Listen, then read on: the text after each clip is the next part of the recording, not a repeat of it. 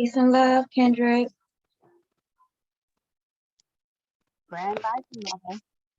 Rising, how's everyone? Well, everything is going good so far. Awesome. Hope Busy, everyone got your busy. tea, your coffee on this nice chilly Sunday. So, thank you everyone for joining. Glad to have you all here. My apologies about Thursday. Well, we were on and we just decided because there were really not many in attendance that we were just going to postpone it and come back and rejoin on Sunday or rejoin today. So, my apologies to those that were trying to get on the call after the fact. Glad to have you all here today. So we're going to continue reading from the complete book of wills, estate, and trusts. Last time we completed chapter 5, which basically just went through some of the basic provisions that you will have for a common will. So we talked about a lot of different things in this chapter. If you haven't had a chance to listen to it, you can definitely go back and listen to it. I do put the recordings in our chat, in the Telegram chat, but you can, if you're listening right now on YouTube, you can always go back and listen to our previous sessions, our previous times together. And for the last 4 classes that we've had, we've been just doing chapter by chapter. So each recording covers a whole chapter. So today we're going to continue with chapter 6, which is uncommon will provisions, controlling from the grave. Did anyone get a chance to get the book yet?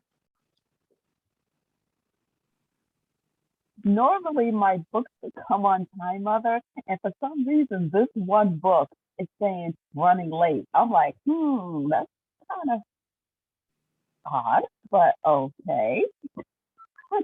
Normally, if it was something stupid like makeup, it would be here on time. But we're talking about Amazon? Oh, okay, wow. So I don't know if there's something, I don't know, maybe it's something with the delivery, because it should have been here. It should have been here by yesterday. And I had a couple of things running late. So hopefully, it'll be, hopefully maybe today. It should have been here. But well, that's okay. Like I said, I don't mind reading. But I always want to give everyone an opportunity to, participate as well. And this is quite looks like a short chapter, so we may or may not be able to get through maybe 2 chapters today. I'm not sure. We'll see. So, uncommon will provisions, controlling from the grave. I leave to my banker, Mr. Hubert Pingree, the sum of £1,000, provided that within 6 months of my death, he walks the length of Bond Street at midday and not on a Saturday or Sunday, dressed in women's clothing, which should give him an inkling of the feeling to which he subjugated me before advancing me alone. Wow. From the will of J. Pemberton Casey. Oh, the beginning of these wills and these stories are very humorous.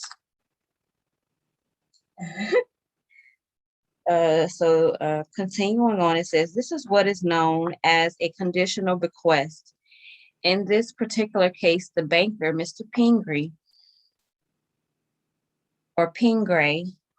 declined to meet the condition, which is always an option of the beneficiary. Conditional bequests, as one would imagine, take all manner of shapes and forms, and they seem to offer a testator some guarantee, if in the condition is valid, and accepted by the beneficiary that his wishes will be carried out after his death, or in some cases, as we will see, a guarantee that if his wishes are not carried out before his death, the beneficiary will not inherit.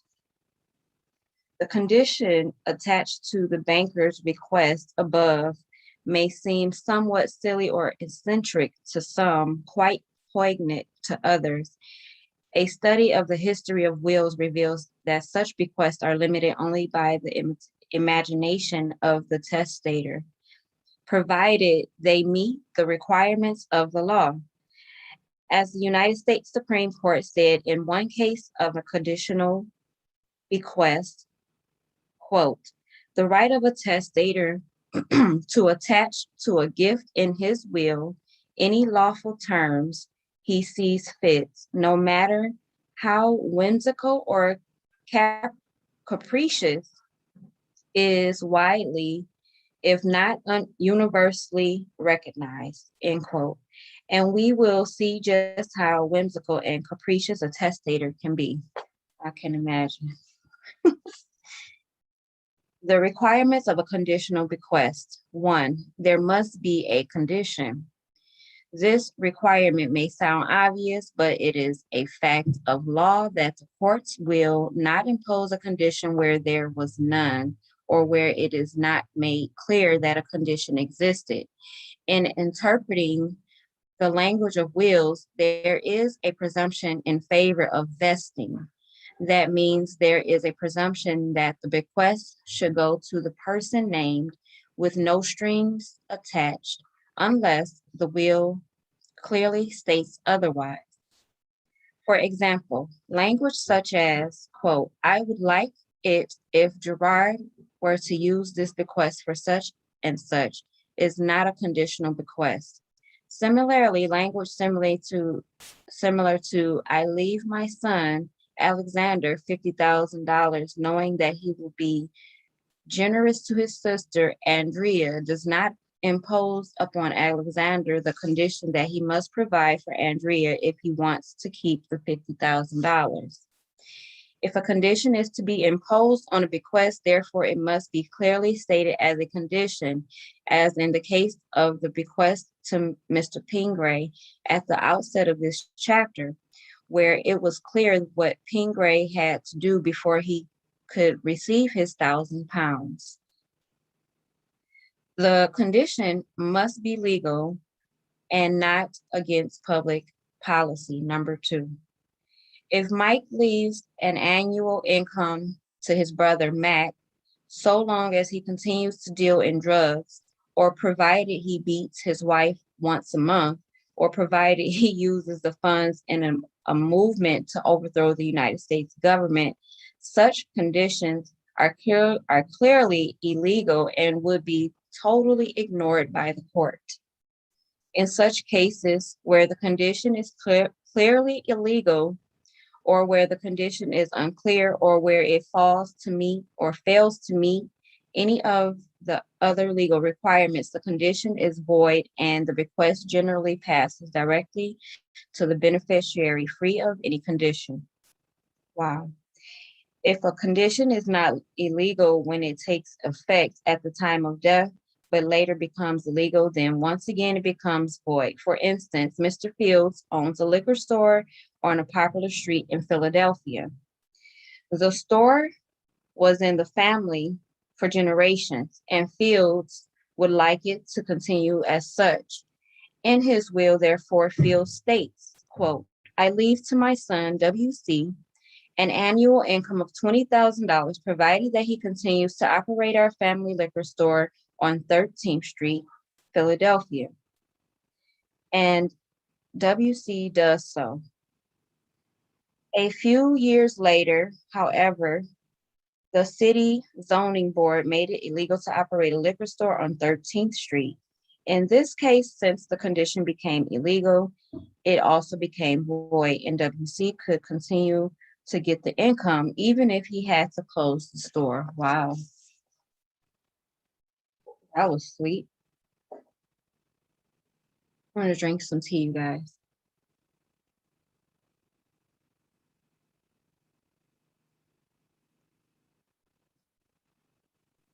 Continuing, it says, I'm sorry, Islam, Islam. did it say he had to close his store because what he put in the will was illegal? I guess maybe I No, misunderstood. well, what it's saying is the store has been in the family for years. So the father wanted to continue that basically that, through this generations and leave his legacy. So, but at the time that he died, they had the city or whatever made it illegal for a liquor store to be on 13th Street. So it was just the fact that you could no longer have a liquor store on 13th Street. So even though the bequest it became illegal at the time of death, basically the conditions is that the son gets to keep the money, but he has to still close the store because he left him $20,000, basically provided that he continues to operate the family liquor store. So that was the conditions. But because at that time when he died, it was illegal, the son could no longer operate the liquor store. But does that mean he can no longer get the money? But they're saying that he still was able to still get to be the beneficiary of the $20,000 annual income, and didn't no longer have to operate the store. Okay, thank you. So the city is the one that made it illegal for having liquor store. Okay, that's crazy, but Yeah, okay. yeah, basically. Thank you. Mhm. Conditions that are against public policy are not as easy to determine. The rules of public policy are not written down anywhere and are always a matter of objective and reasonable judgment at any given time. What was against public policy 50 years ago may be perfectly well accepted today, and what is considered against public policy in one court may be considered acceptable in another. Although the basic principle on which it is based remain the same. On this point, one court said that a condition is against public policy if it, quote, contravenes any established interest of society or conflicts with the morals of the time, tends to injustice or oppression, restraint of liberty, or legal rights, end quote. This reference comes from a case where a testator, a Mr. Smith, left a sum of money in trust for 4 of 6 brothers and sisters on the express condition that no one of the 4 of them shall at the time after my death have any communication with the other 2. Oh, wow. Verbally or in writing, nor live under the same roof with them for 20 years. Wow. Of course, there is nothing at all illegal in this condition, but it is against public policy. The family is the origin of all society and all government, and this condition is damaging to and encourages dissension in the family relationship, said the court, citing numerous other cases containing conditional bequests prohibiting children and grandchildren from speaking to the testator's ex-spouse, requiring children to attend schools that would separate them from their parents, and prohibiting an aunt from visiting or communicating with certain nieces and nephews. Clearly, they said Smith's condition forbidding brothers and sisters to speak to one another is against public policy and will be held void. Conditions prohibiting marriage or having children or encouraging divorce are similarly against public policy, as discussed in great detail later. If there is more than one condition and one is illegal or against public policy, while the other is valid, the court will ignore the invalid condition altogether, but will enforce the valid condition. For instance, Jacob Hawk left his property in trust for 10 years.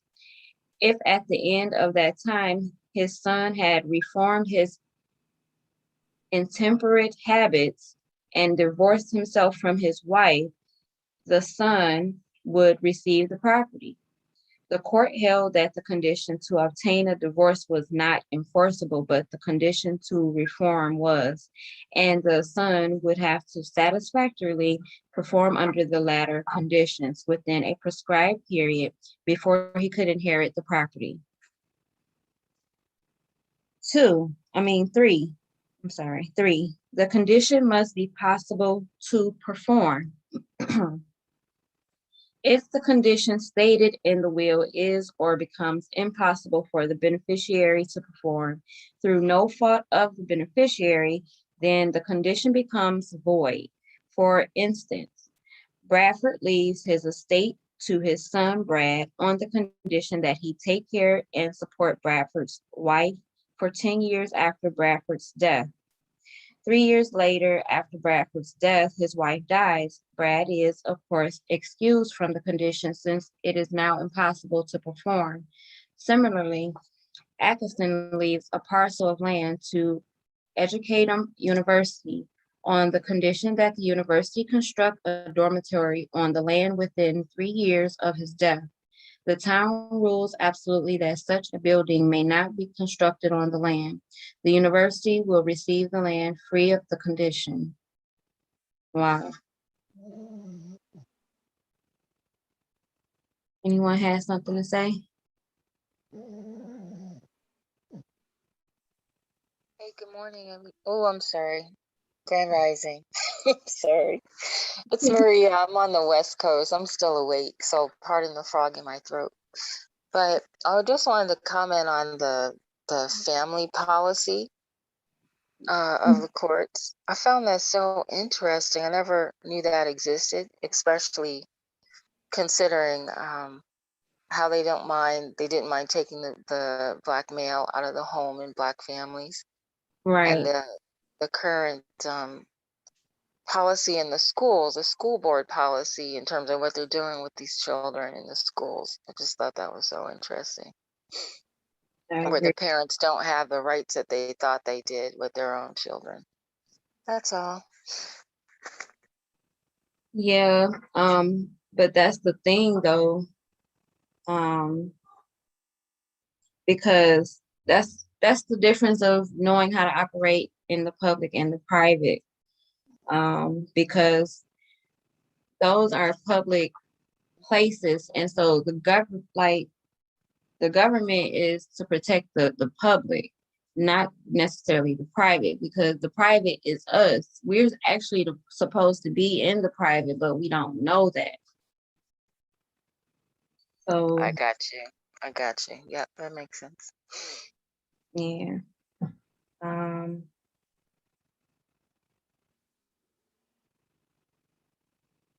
Peace and love, Mother Flora.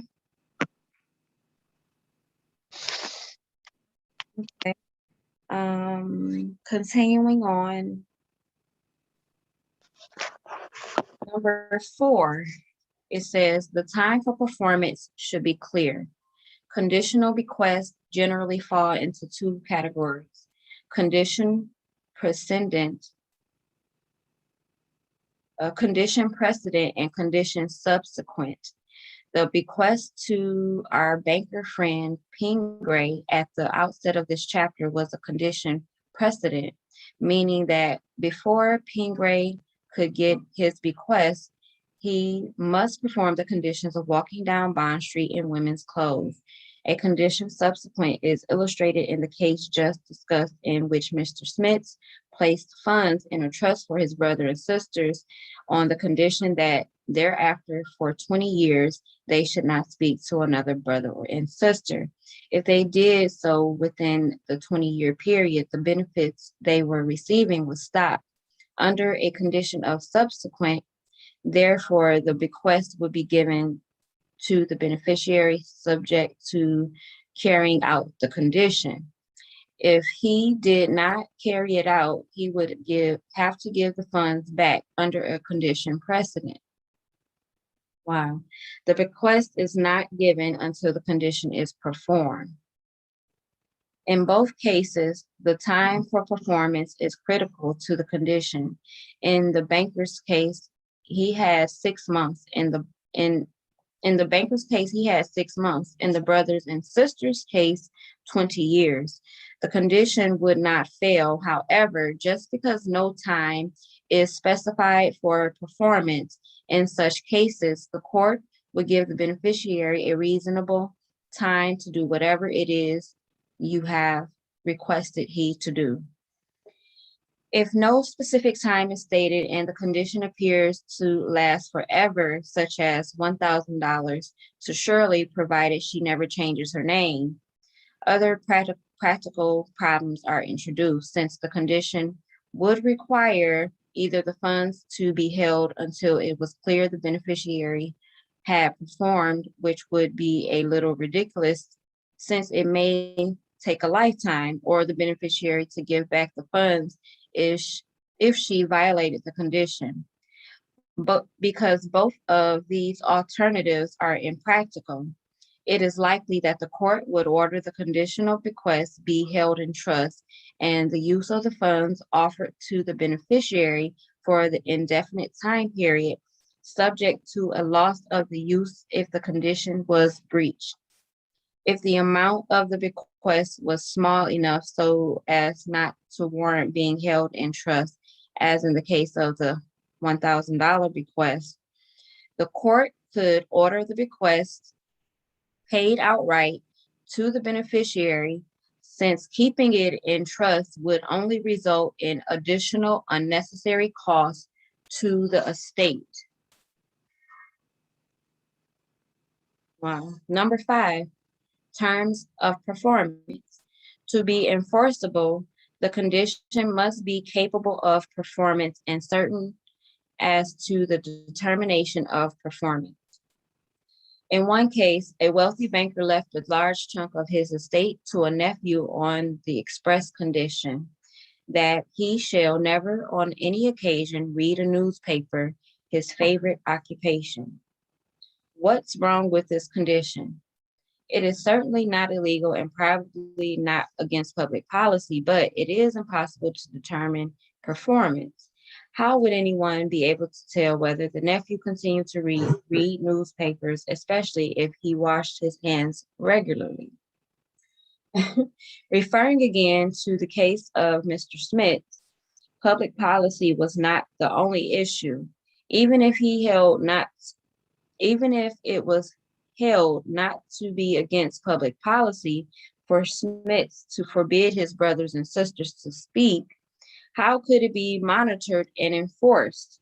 Exactly.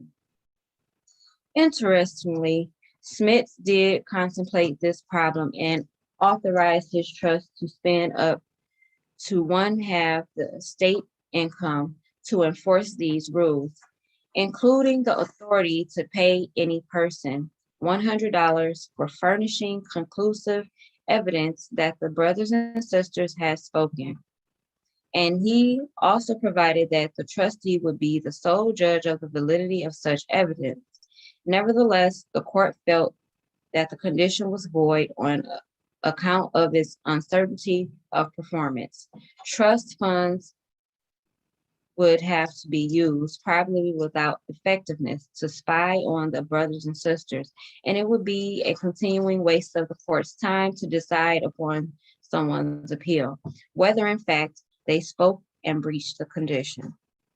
There are many, perhaps hundreds of other cases restricting modes of dress, prohibiting drinking, or requiring the leading of a clean life, all of which lead to the same problems of monitoring performance.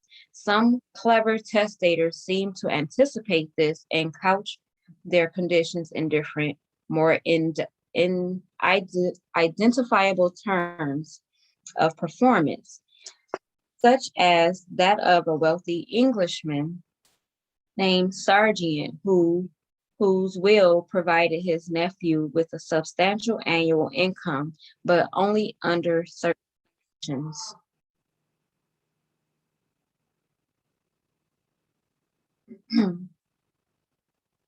As my nephew are fond of indulging themselves, as my nephews are fond of indulging themselves in bed in the morning, I wish them to prove to this satisfaction of my executors that they have got out of bed in the morning and either employed themselves in business or taken exercise in the open air from 5 to 8 o'clock every morning from the 5th of April to the 10th of October, being 3 hours each day, and from 7 to 9 o'clock in the evening from the 10th of October to the 5th of April, being 2 hours every evening.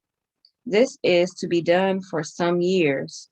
During the first 7 years, to the satisfaction of my executors, who may excuse them in case of illness, but the task must be made up when they are well. And if they do not do this, they shall not receive any share of my property.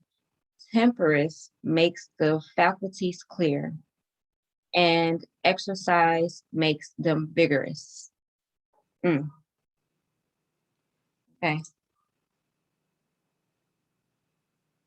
Number 6, backup beneficiaries. A critical element to a conditional bequest is called a gift over, meaning that you must provide what will happen to the bequest in question if the beneficiary does not meet the condition.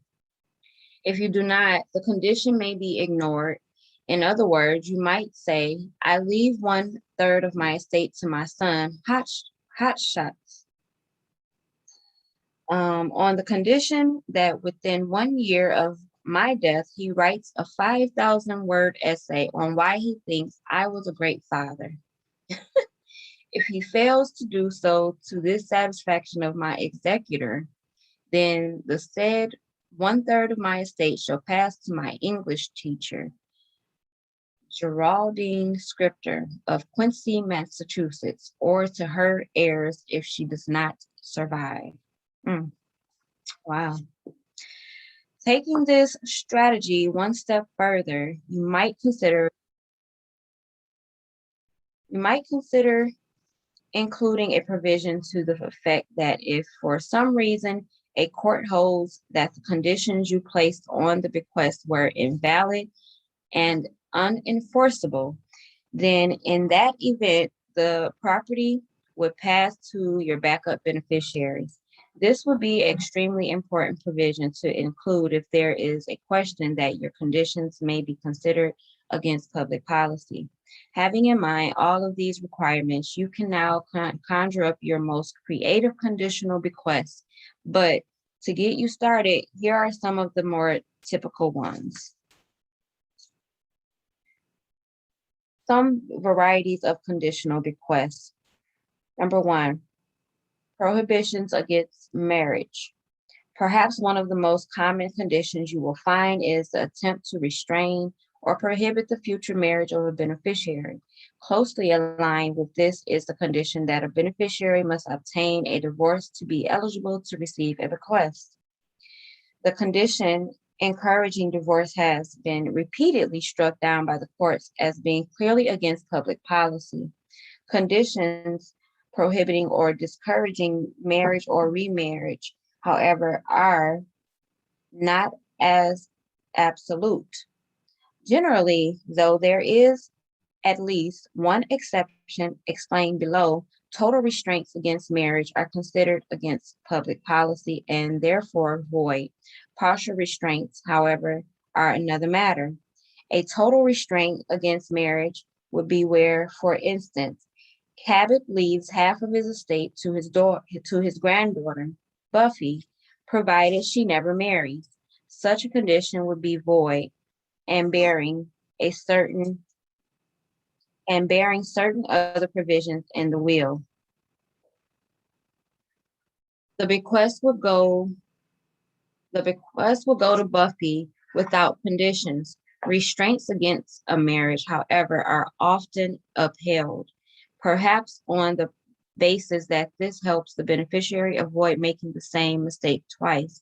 And if the condition prohibits the remarriage of a spouse, it is almost always upheld if it is fair and reasonable under the circumstances.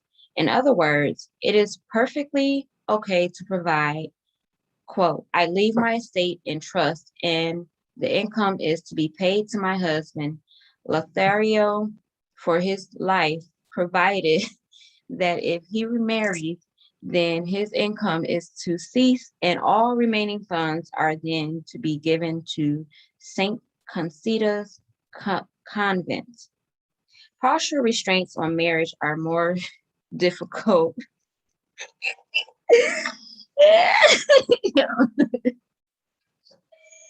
Excuse me, y'all. My husband is over here tripping.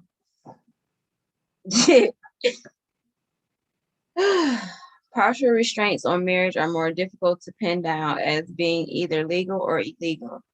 A partial restraint does not prohibit marriage altogether, but morally prohibits marriage under certain conditions. For example, I leave $50,000 to my daughter, Candy, provided she does not marry before the age of 22, or provided she does not marry someone of Italian extraction, or provided she obtains the consent of her aunt and uncle if they are not deceased prior to becoming married.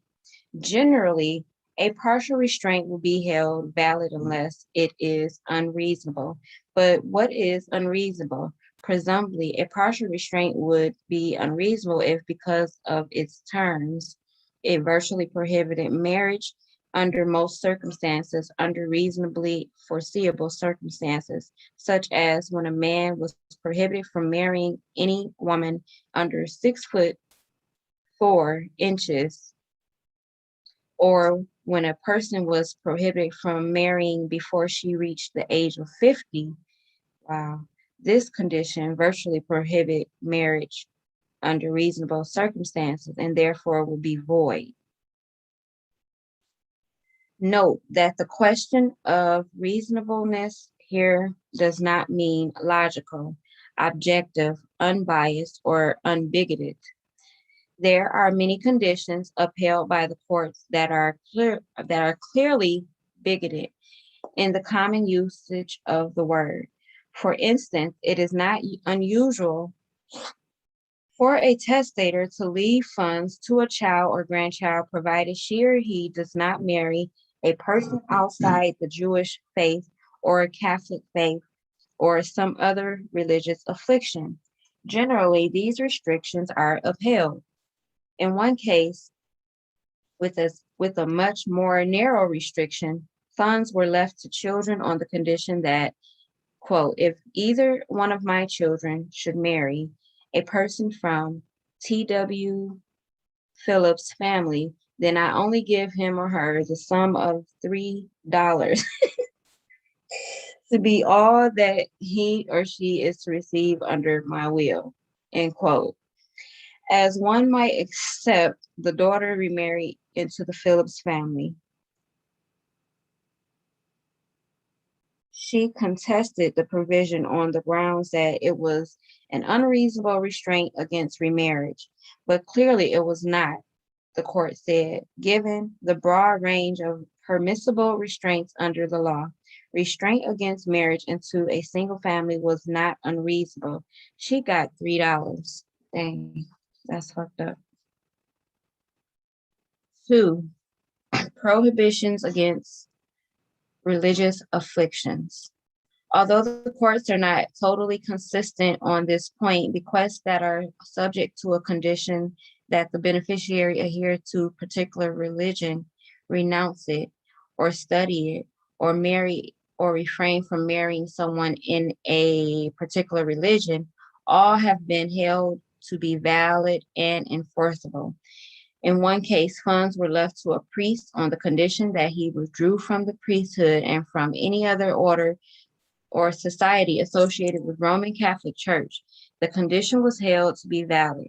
In another case where the condition was upheld, funds were left to a child on the condition that the child be educated in or brought up in the Catholic faith. And still another upheld condition left the funds on the condition that the child not marry a person not of Hebrew faith. Wow. Contentions that such conditions are against public policy on the basis that they are unconstitutional as a restraint against religious freedom have generally become or have been overcome on the argument that individual actions and transactions, i.e., a bequest under a will, are not bound by state guarantees of constitutional rights, and that the right of a testator to use his funds to encourage or discourage the following or promotion of a particular religious belief is no less a right to the religious freedom on his part. Unless the conditions were illegal or would injure someone or operate against public policy, they will be upheld, no matter how suspicious, how intolerant, how narrow and prejudiced or dogmatic they may appear to others. Number 3, conditions prohibiting the use of alcohol, tobacco, growing mustaches, etc. These conditions, sometimes called reformation or character improvement conditions, are almost as common as the conditions frequently placed on marrying. The usual problem with the character improvement conditions, however, is monitoring them. Aside from that, and aside from the possible embarrassment of the beneficiary when the world learns that he is immoral according to the testator because he is addicted to drink, smoking, or whatever, they are perfectly legal. And if they meet the necessary requirements of conditional bequest, they are generally upheld. But to be upheld, the terms of the condition must be clear and definite. Conditions for character improvement may often appear clear, but they are usually very indefinite. It is easy to say and equally easy to understand that, quote, if Bart stops gambling for 5 years, he can have 1/2 of my estate, end quote. But how would we know that Bart does unless we assign a private detective to follow Bart around day and night for the next 5 years? And what do we mean by gambling? Or how about a condition that dictates how a person should dress, such as the condition in the will of a minister who left his daughter a substantial bequest under the following terms. Seeing that my daughter, Anna, has not availed herself of my advice touching the objectionable practice of going about with her arms bare up to the elbows, my will is that should she continue after my death in this violation of the modesty of her sex and all the goods, chattels, monies, lands, and other, I'm sorry, let me repeat this. Should she continue after my death in this violation of the modesty of her sex, all the goods, chattels, monies, lands, and others that I have devised to her for the maintenance of her future life shall pass to the oldest of the sons of my sister Carolyn. Should anyone take exception to this, my wish was as being too severe. I answer that license and dress in a should anyone take exception to this, my wish as being too severe, I answer that license and dress in a woman is a mark of a depraved mind. Wow. What y'all think about that? The minister's condition. Islam, mother. So what he's saying is that she continues to act in a manner that he considers to be um, you know, depraved, then she's not to get anything. Is that what that was saying? I believe so. He's saying she keeps going about with her arms bare up to the elbow. So Okay, that's not depraved. Okay, that's unreasonable. I mean, like in the middle of right. summer to wear sleeves above her elbows, that's not unreasonable. Yes. He Exactly. probably had a fetish and probably had a problem with prostitutes or something, I bet. Yeah, it's crazy. Is that a reach? That would be Usually when his these people problem, have not these hers. extreme requests, they have some other issue. Yes, because that seemed like it's his issue, not hers. Issues. So he's putting his angst on her, like Right. 90 degrees and you can't wear a shirt above the elbows. Okay. Exactly.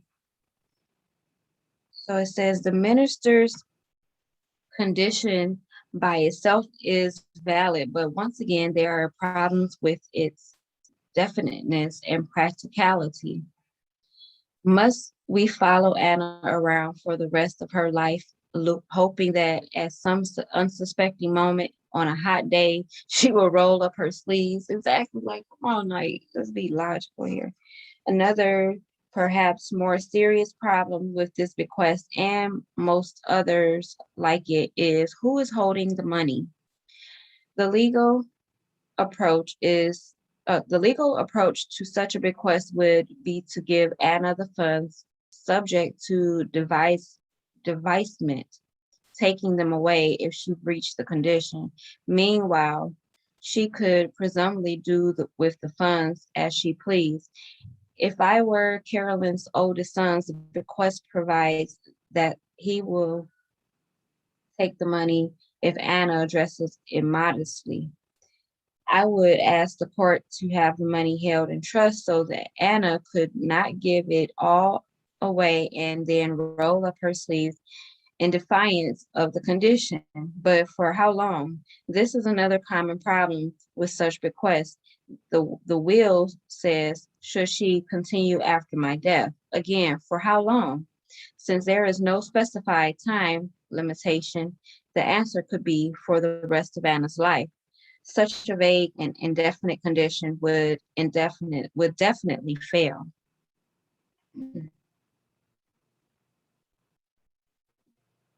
In condition to the monitoring aspect, however, remember that the conditions must be clear.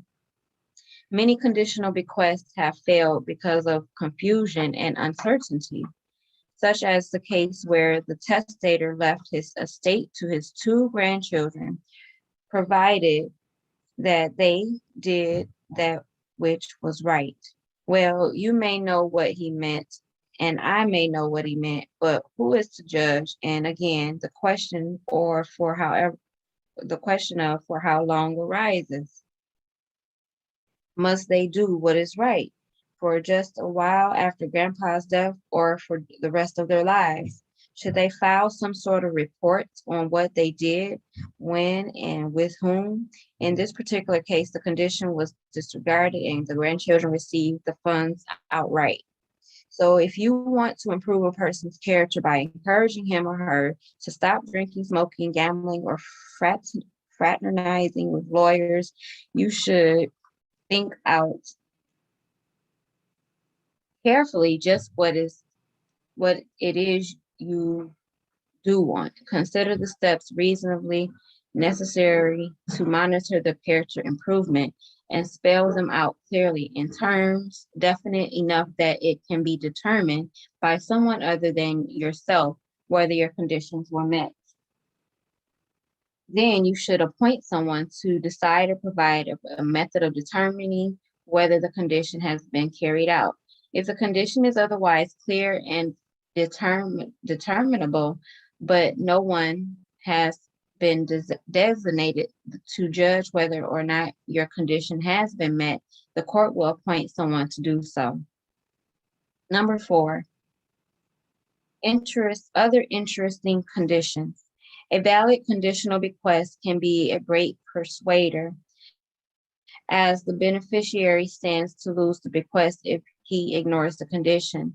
As a result, testators have used conditional bequests to cause, or at least attempt to cause, beneficiaries to dress a certain way, follow a particular profession, adhere to or reject particular religious beliefs, keep a particular family name, refrain from taking or talking to certain other family members, not to marry into a certain family, etc.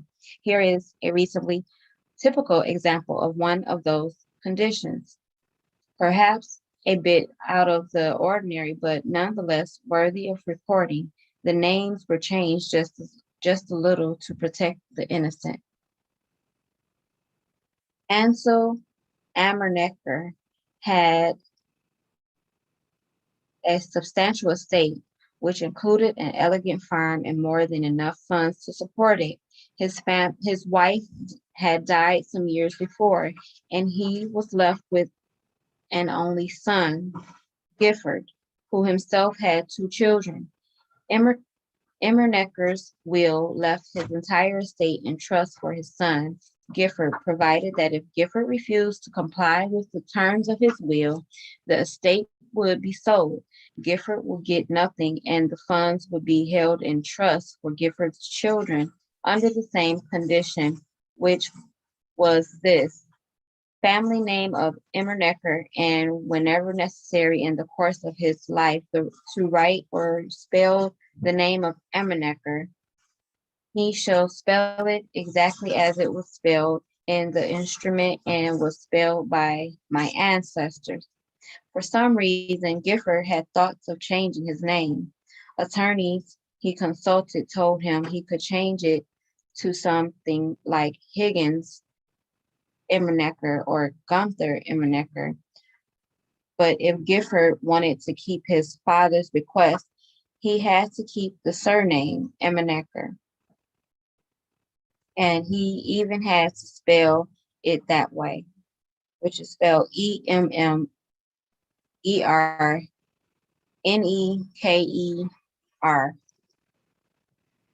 According to the records, however, Gifford had in mind something more American and less conspicuous, perhaps something like Engelbert Humperdinck. So,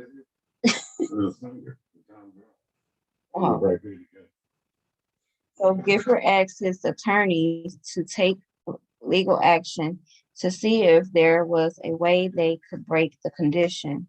The attorneys then argued that the court should ignore the condition as it is unduly harsh and might even interfere with Gifford's acting career. In the event that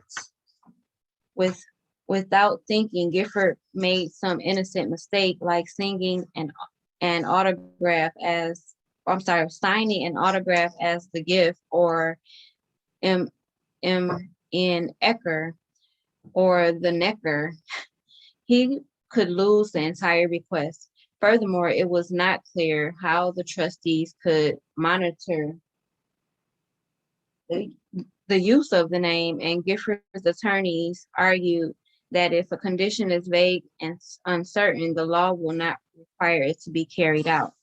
The court was not sympathetic. The opinion, eloquently written by the well-known Justice Arbus Pasikowski, stated that the testator's purpose was to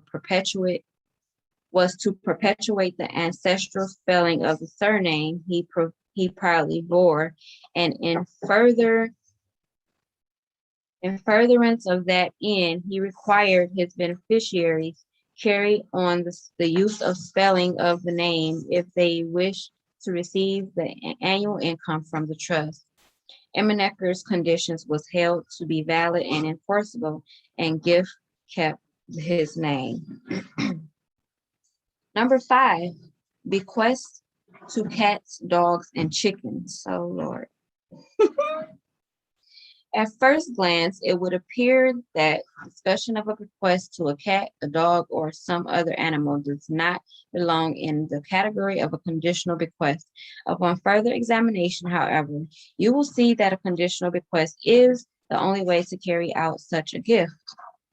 As noted very clearly, or as noted very early on in this book, the right to leave property on your death is not a natural or inherent right, but rather it is only a privilege permitted by law.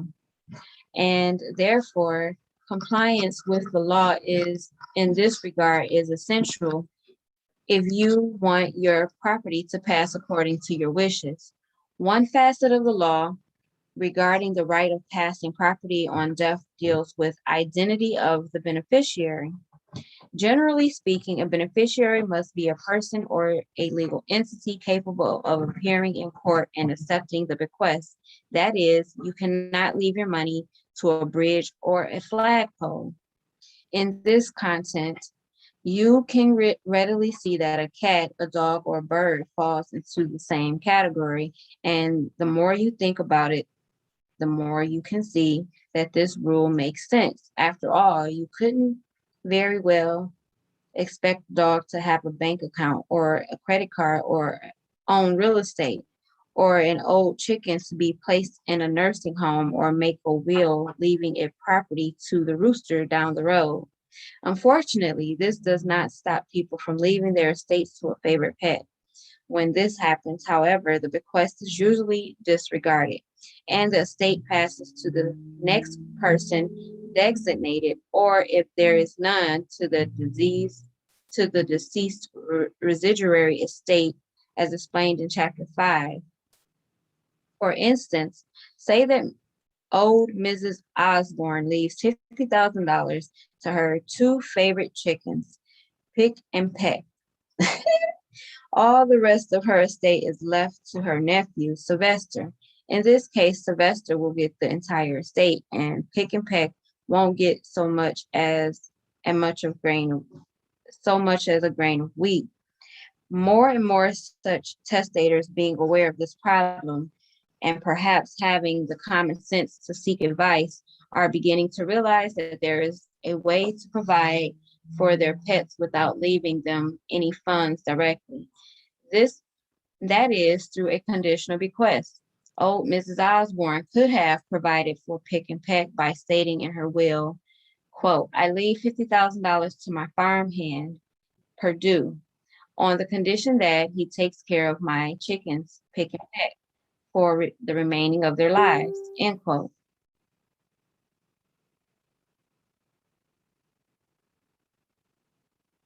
Of course, Ms. Osborne should include some simple means of having Purdue show that he is complying with the provision, such as an annual chicken checkup by a vet with a report to the court or to the executor.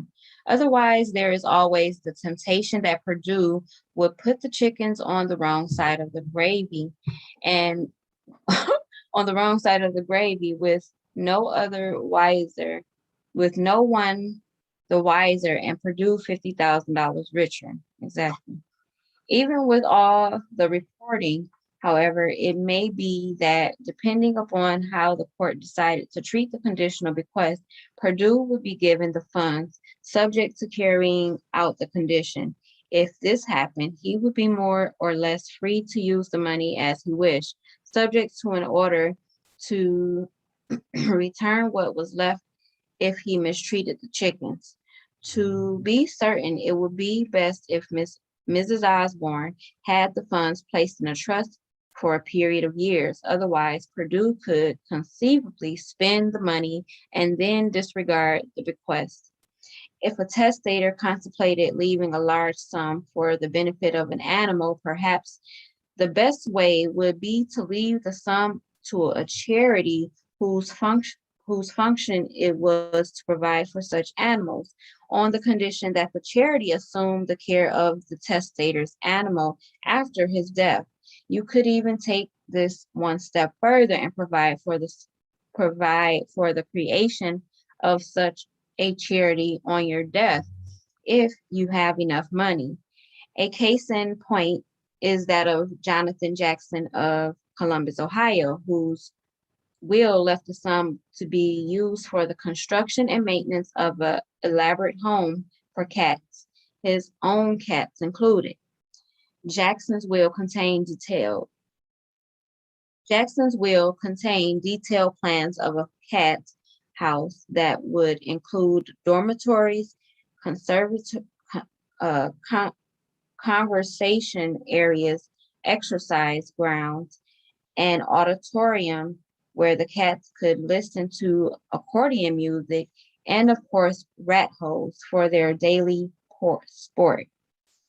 He left out a cocktail lounge. Condition on burials, funeral, and memorials. Did anyone want to have anything they want to speak about on what we just read or what we read so far?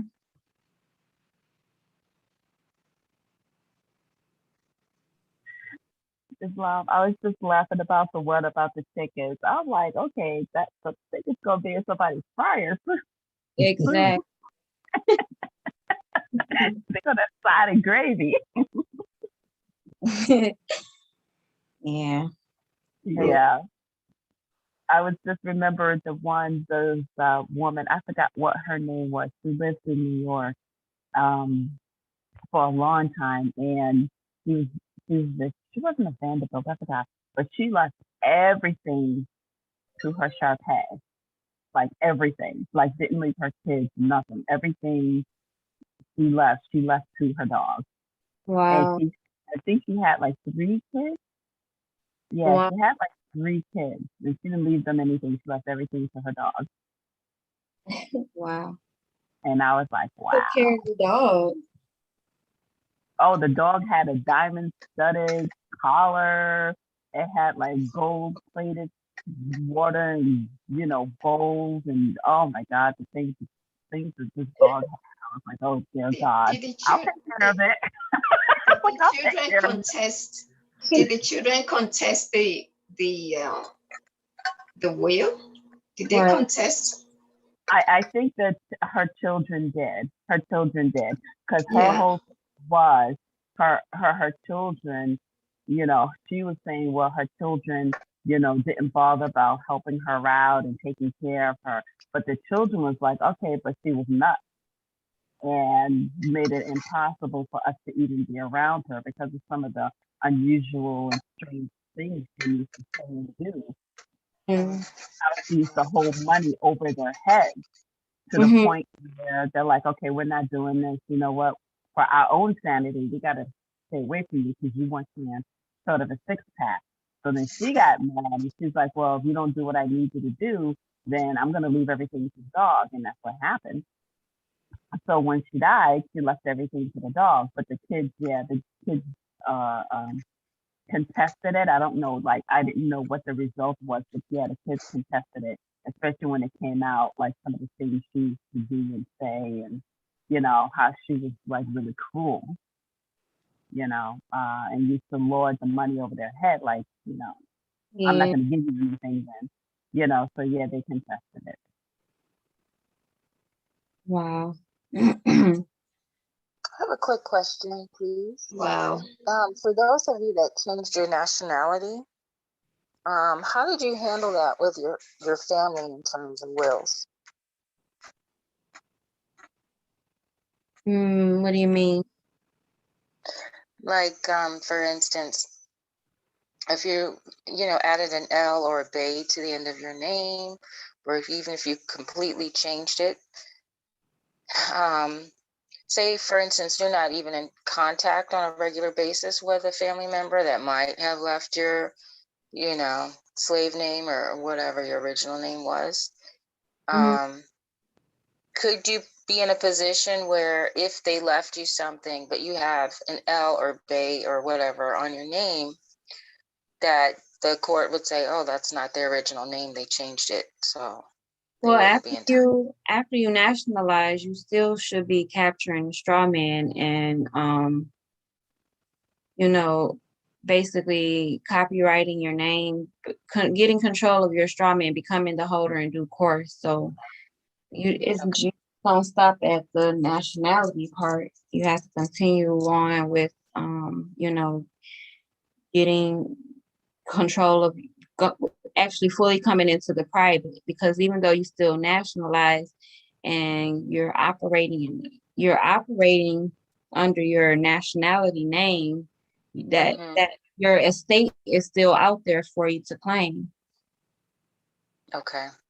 I Yeah, got you.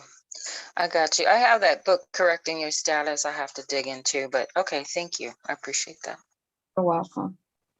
Islam, mother, and also can I add something onto that? Yeah, Because what we were learning was then learning how to take our, because I have my straw man's name, trademark and copyright, and then right, what I did was put it under the trust. right, under the trust. Yeah. Right. So even anything that still comes in under the straw man's name could then be put under the private once you trademark and copyright the straw man's name. Thank you. Okay. Thanks, Mother. Is that the book we're reading now, Correct Your Political Status? Yeah, we read that one. That was like one of the first books that we read. It was a very short book. Okay. We can go over that again if you guys would like. Which one are we reading now? Right now, we're still reading the wills, the complete book of wills and estates. Okay. I thought we had finished that. Okay, we're still reading that. Okay. It's pretty long. We just in chapter Okay. 6, and we on page 80. We got about 200 more pages to go. Wow. Okay. So it's very, very detailed book. So, but we can put it on hold and we can go back to the correct, if that's what you guys want to start focusing on again. And going over that, we can do that as well. Our next call. So just let me know if that's something you guys want to do. I'm going to go ahead and continue finishing off this chapter. So conditions on burials, funerals, and memorials. Generally, these conditions, or more accurately, instructions, are governed by the same rules discussed above for conditional bequests. Primarily, they must be legal and must not be against public policy. Where special burial and memorial instructions are involved, however, it seems that the public policy issue is the one that must be dealt with more often than the legal questions. There is nothing inherently wrong, for instance, with being buried just about anywhere you choose, but it would certainly be against public policy to allow someone to be buried in the center of a busy highway or entombed in the wall of a shopping mall. Similarly, you can have your ashes scattered anywhere you want, but to ask that they be scattered over the Caesar salad served in a popular restaurant might be met with objection. In short, it is not always easy to tell with what is or may be against public policy and what is not. In one case, for example, a Midwestern woman's will be directed that she be buried wearing all her jewelry. The executor of her estate, however, refused to do so on the basis that it would be wasteful and therefore against public policy. Wow. The probate court judge agreed and disallowed the provision, ordering that the jewelry be sold and the proceeds distributed according to the other provisions of the will. If the practice is developed in our state, the judge said, to foster the burying of valuables with the deceased, or our cemeteries, like the tombs of the pharaohs, will be ravished and violated. Yeah, right. Yeah, I didn't care. On the other hand, the burial instructions under the will of Sandra West, which in principle were similar to the above case, were carried out without question. As mentioned earlier in the book, Sandra's will directed that she be buried next to my husband in my lace nightgown, in my Ferrari with the seat slanted comfortably. The Ferrari in this case was worth much more than the jury in the other case, but apparently no one objected to carrying out the bequest, and the court would not take it upon itself to object, so the instructions were carried out. Wow. The Ferrari with Mrs. West at the wheel, dressed in her baby blue lace nightgown, was buried inside a large wooden crate encased in cement to enforce the necessary large grave and to discourage grave robbing. Wow. Just because someone leaves such instructions, however, is no guarantee that they will be carried out. The public policy as reasonableness arguments can always be raised by those objecting to the use of the funds in the capricious or wasteful manner. Sandra West's estate exceeded $3 million, so no doubt her brother-in-law, the sole heir of her fortune, was pleased to accommodate good old Sandra by burying her in her Ferrari automobile, especially since Sandra's will provided he wouldn't get a cent if he didn't comply with her burial instructions. If, on the other hand, the Ferrari was the principal asset in Sandra's estate, perhaps he would have felt differently, and perhaps the court would have felt differently as well. Furthermore, if she left survivors who were dependent on her and who would have need for such assets, it is unlikely her wishes would have been so smoothly carried out. Occasionally, testators will attempt to get creative with part of their bodies, and such instructions are approached very cautiously by the court, and as it is generally considered highly disrespectful and against public policy to use parts of the body for purposes other than those relating to science or medicine. The courts are reluctant to honor such requests as that of John Reed, who purportedly directed that his head be separated from his body and used as a stage prop to represent the skull of Yorick in Shakespeare's Hamlet. Wow. On the other hand, if you are famous, the courts may feel that the world may, upon your request, have the opportunity to view what is left of your body, as in the case of well-known English judge named Jeremy Bentham. Judge Bentham directed that his body be dissected and his skeletal remains be dressed in black coat, white shirt, and drab accessories, and properly displayed. If it is not still there, Judge Bentham's clothed but beheaded skeleton was viewable for many years in the Anatomical Museum of University College in London, with his head carefully placed between his feet. Wow. If a body is to be kept intact, about the only creativity available is through special burial instructions, but the process of cremation offers additional opportunities. While it is perfectly acceptable to order cremation, some testators become quite imaginative as to the disposal of their ashes, keeping in mind that the same public policy and practicality aspects govern the disposal of ashes.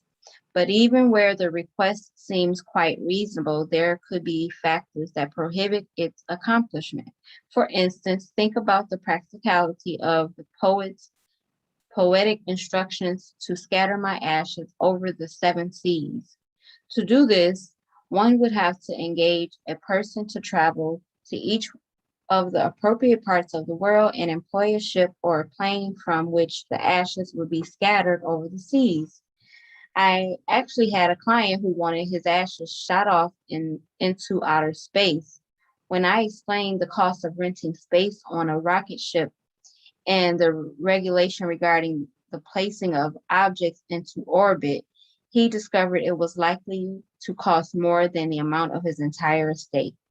He quickly reconsidered and settled for scattering them over the tomato plant in his backyard. But in general, whether it is your body or your ashes, reasonable requests you make that are not against public policy will be carried out, provided your spouse and or children do not object.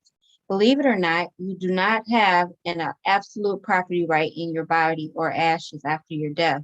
Although your wishes will be given the first preference, they can be thwarted. One way to help avoid this is to make your request conditional upon those wishes or instructions being carried out, assuming, once again, they are not unreasonable, impractical, or against public policy. Though this is no guarantee, it will certainly make the beneficiary think twice before deciding to disregard your instructions. Memorials, including memorial ceremonies that are to be repeated on some periodic basis after death in memory of the deceased, are really a separate category, as they do not generally need to be conditional, and they are designed to live on far beyond the death of a testator, and in many cases his relatives.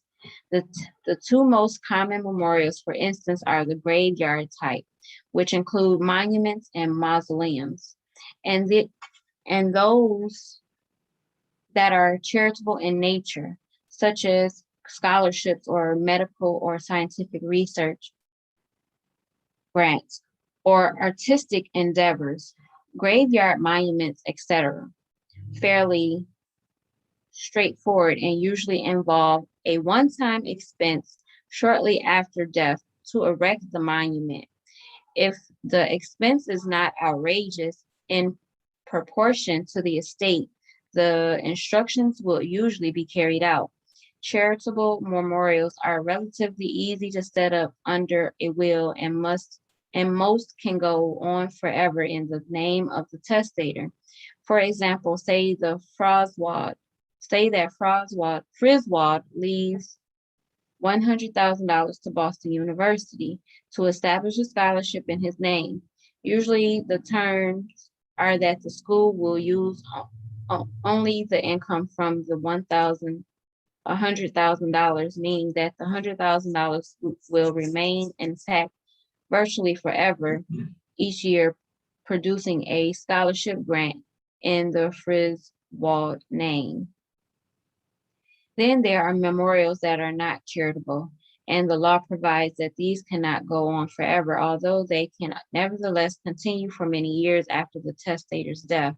Briefly, a non-charitable request that does not pass outright to a particular person or organization cannot continue any longer than 21 years after the death of some designated person or persons who was alive at the time of the testator's death. For instance, Snodgrass leaves 2 children and 3 grandchildren surviving him at his death. His will provides that the annual income from 1/8 of his estate is to be used for the rental of a billboard that can be seen from the perpetually packed Southeast Expressway in Boston, Massachusetts. The billboard is to display a large picture of Snodgrass smiling with the caption in large letters, "Sherman Snodgrass, smiling at you from the big expressway in the sky. He'll never be stuck in traffic again." Snodgrass could provide that his non-charitable memorial would continue each year after his death until 21 years after the death of the last survivor of his 2 children and 3 grandchildren. It wouldn't matter which one of them survived, but 21 years after the death of the last one, Snodgrass's billboard display would have to cease, assuming no one torched it before that. Drinks on the house in memory of what's his name. One of the more imaginative and festive memorials is that of one Ernest J. Malani of Norwell, Massachusetts. Ernie provided that a portion of his estate is to be set aside in a memorial trust, where each year on Ernie's birthday, the income from the trust is to be used to provide free drinks to all the patrons who happen to be his favorite tavern, who happen to be in his favorite tavern on that evening to raise at least one toast in memory of Ernie Malani. Unless the money is used up earlier, this liquid memorial could continue for about 100 years after Ernie's death, by which time they will probably have long forgotten who he was, but will no doubt toast him with fervor anyway. If you're thinking of a special memorial such as this, you must be careful to cover every contingency. Otherwise, you will simply add to the cost of it a perhaps risk losing it. Otherwise, you will simply add to the cost of it or perhaps risk losing it completely on the basis that it is indefinite or uncertain and cannot be carried out. In the Malani Memorial, for instance, provisions had to be made in the event the named tavern ever closed down or moved, or in the event his birthday fell on a Sunday or on a holiday when the tavern would be closed, or in the event of a storm or other minor catastrophe. And of course, he provided for reasonable tips for the bartender and other servers. Here's looking at you, Ernie. Wow. Defaming from the grave, having the last bad word. For some testators, a will offers the opportunity to say things they were reluctant or afraid to say during their lives. Sometimes they were afraid to say it because they were afraid of the results it would bring. So they chose the coward's way out, hiding behind the will where the victim could not reach. Is this so? Is it possible for the victim to sue the estate for libel?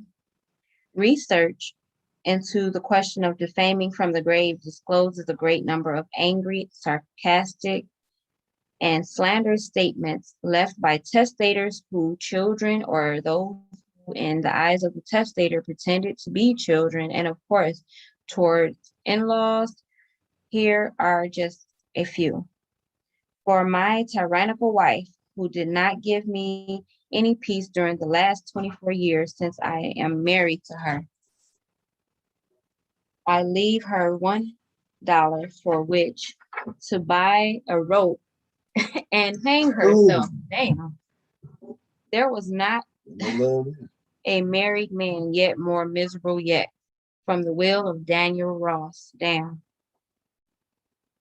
And the Marquise de Alaguer said, to my son, I leave the pleasure of earning a living. For 20 years, he thought the pleasure was mine. Damn. But perhaps one of the most vituperative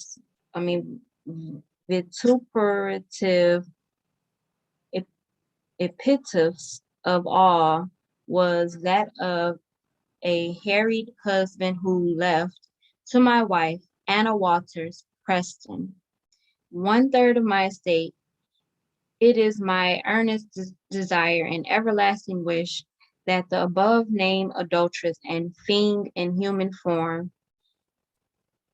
to whose wiles I fell a victim while temporarily separated from my first wife, this harlot whose insidious lies poured into my ear daily, caused me to take the step which made a reconciliation with my first wife impossible. This she-devil, who is in an effort to ruin my good name, has for the last 3 years circulated the most damnable lies about me ever uttered by human tongue. This unnameable beast, who has made life for me a living hell for the last 3 years or more, and by whom I stand in daily fear of being murdered while asleep, I repeat.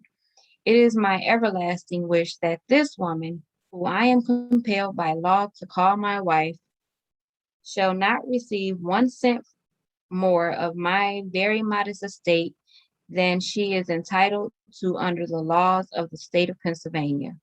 Harry Preston. Damn. One gets the feeling that Harry and Anna didn't get along too well, or at least that was the way Harry viewed it.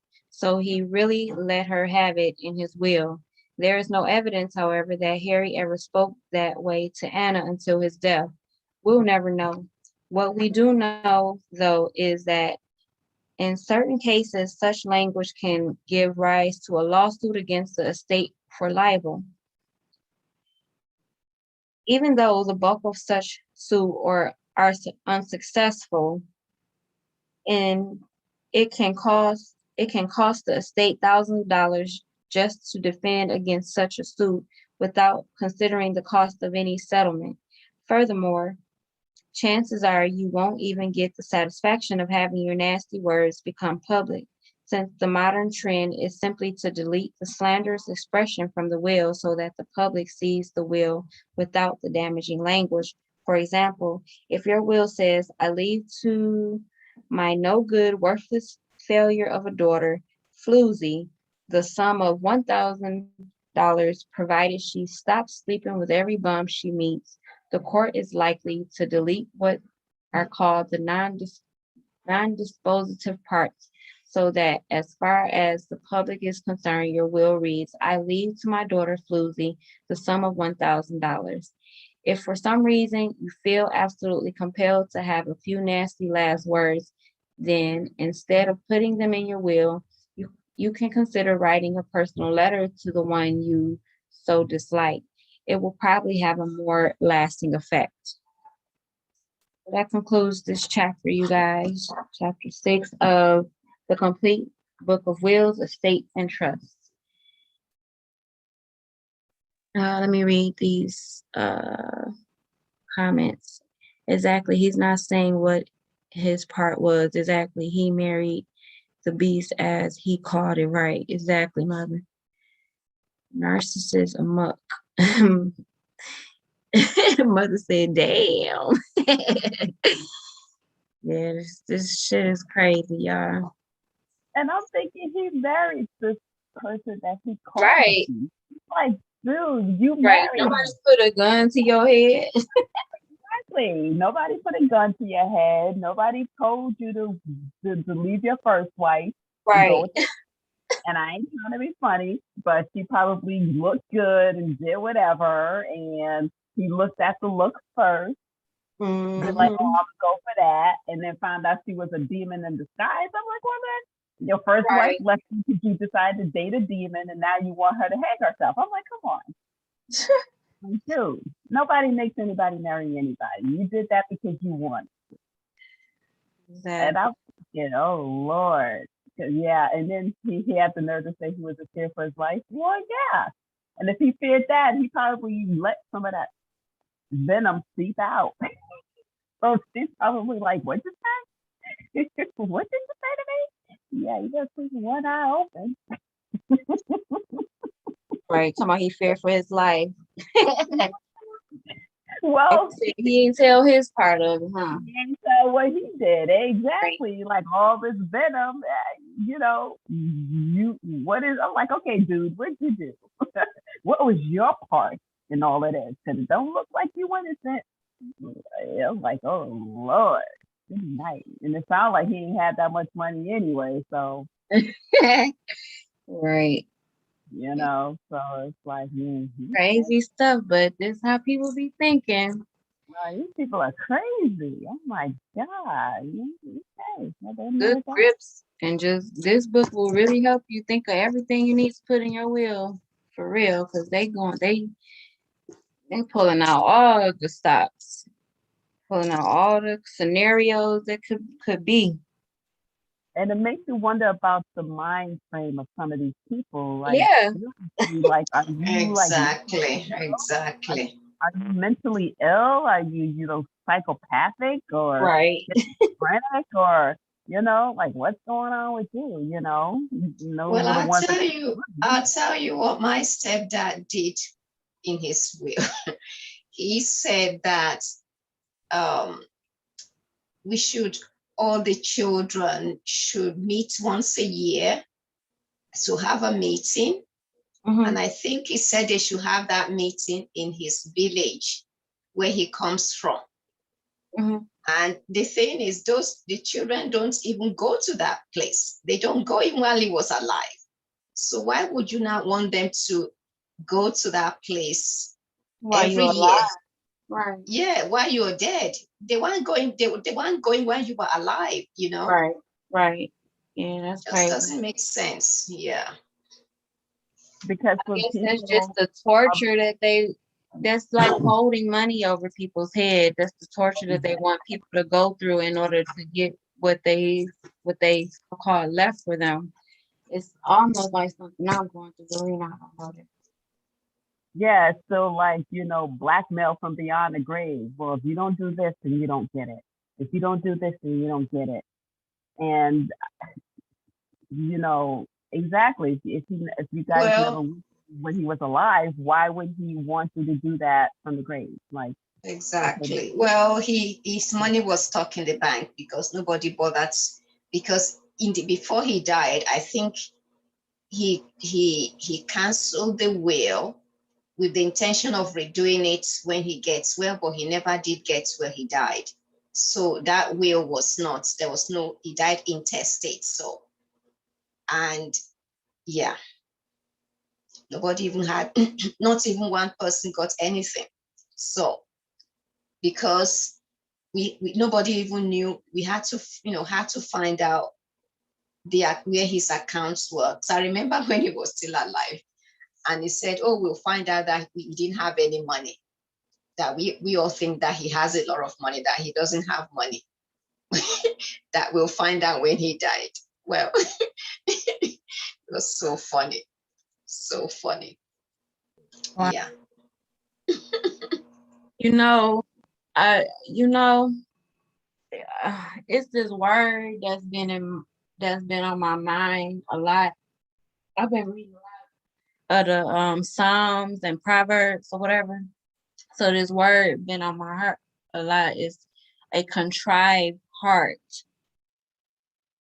And like the anger of people is coming out more and they're stirring up a lot of mess and stuff like that. They have a contrived heart. So my phone now. I looked up the word contrived because that word popped up in my spirit. I'm like, what is this? Says obviously planned or calculated, not spontaneous or natural. So they're planning things to do that are evil against people for no reason really, just because out of their own angers and stuff. It's real deep and heavy. and the thing is, they're not talking about the anger because a lot of the time, from what I'm seeing with these wills, it's because when Mhm. they're alive, you know, and I'm not trying to be funny, but for them to get to a certain place financially, some of them, yeah, may have done things on the up and up, and those are the ones that when they did things right, they were like, you know what, here you go, here you go, here you go, I'm good, I'm at peace. But the ones who got the money through, other means, you know what I mean? When other people don't agree with those means or don't want that money being held over them or whatever, to me, it just seems like those are the people. It's like, well, if you don't do this, then I'm not gonna. It's like, okay, but if you was living your life right, you wouldn't have to put all those, stipulations in there. You wouldn't have to because Right. what you did was right, and people naturally wanted to be around you because they genuinely loved you. So you wouldn't have to hold anything over anybody's head, Right. you Right. know.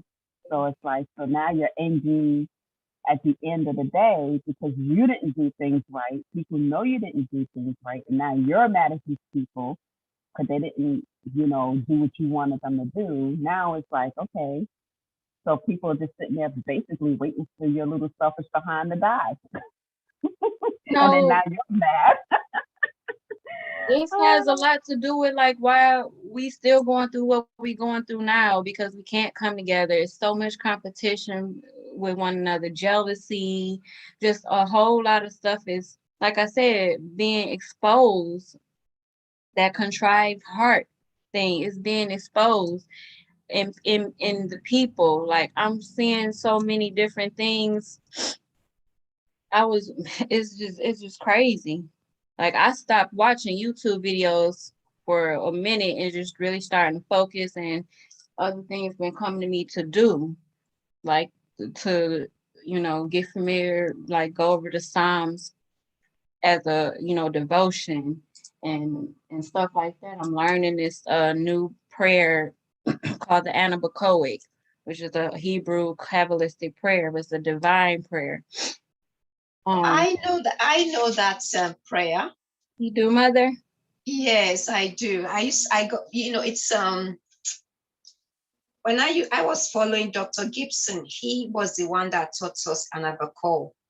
And I say it all the time, actually, like before I go to sleep. Yeah, it's on YouTube with its meaning as well. Yes, it is. Yeah.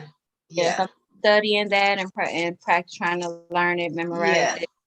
And I've done that. I've memorized it. Yeah, I've memorized it. Coming to me, and I really feel like Psalms and Proverbs right now is what everybody needs to be reading, and really like this, because it is going to equip you with some things just by doing a devotion. Yeah, the Psalms are good because even though, I read my Psalms, and I read, that's the part that I actually read, even though I've read the Bible many times before, but I keep to the Psalms and the Proverbs.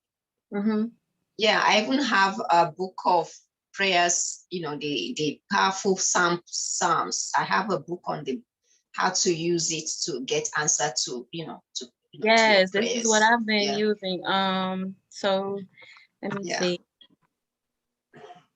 Here it goes.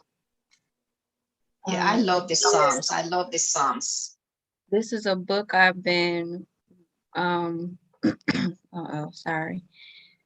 over, but it's the how to work Psalms in a magical form. So it gives you some form, like one of them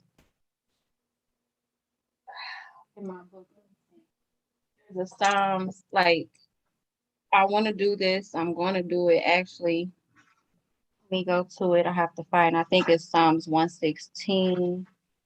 Mother, what book is that? Because I was looking for something very similar to that.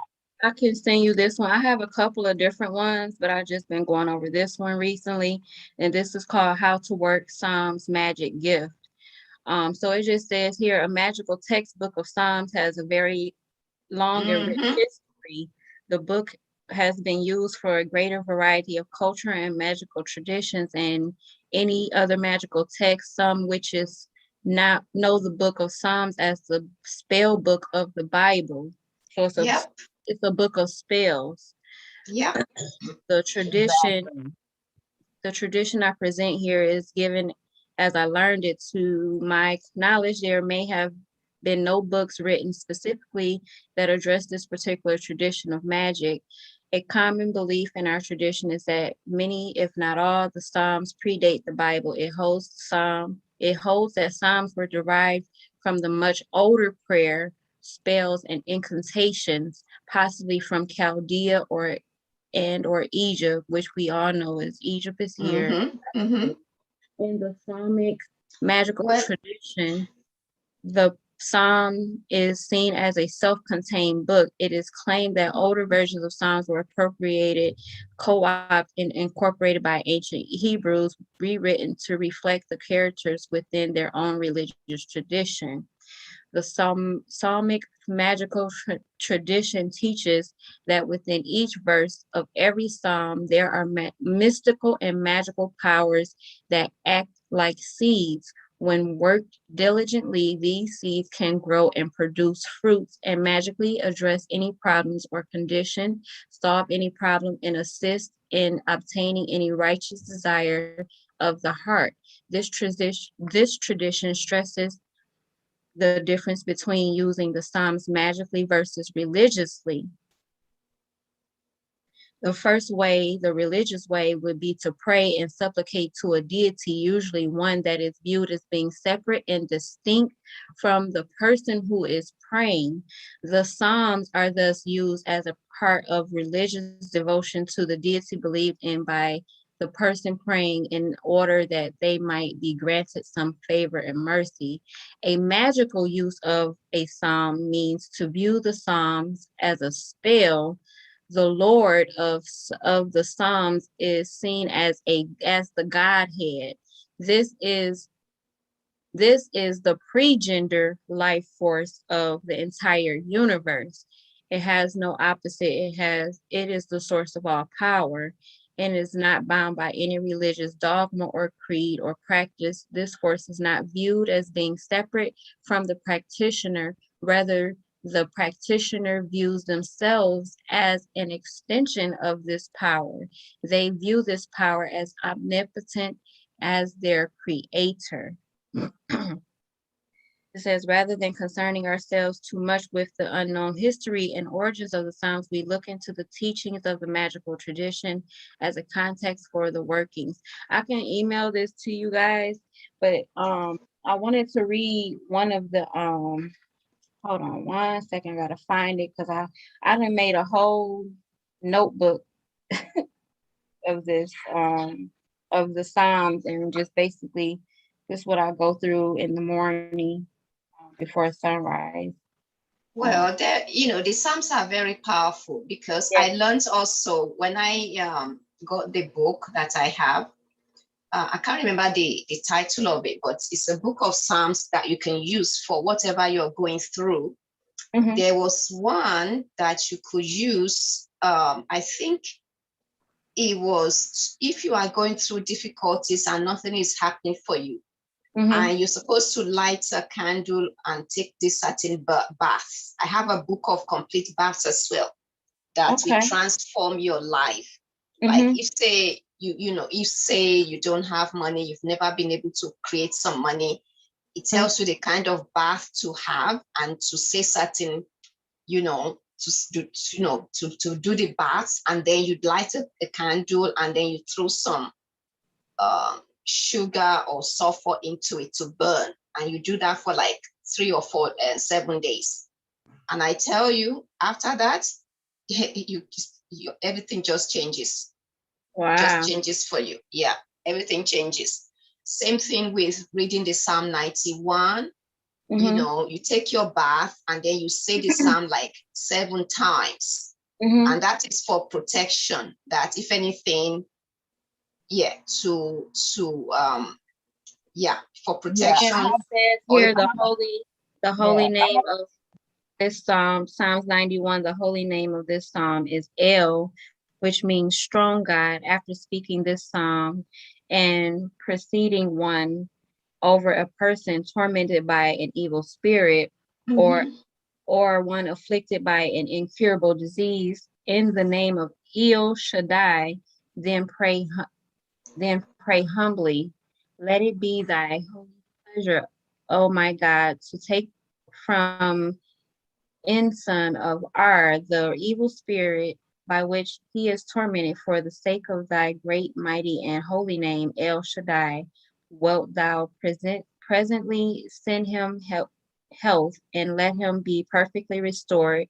Hear his prayer as the once did as thou once did that of thy servant Moses when he prayed these psalms. Let his prayer penetrate to thee as one of the holy incense arose to thee.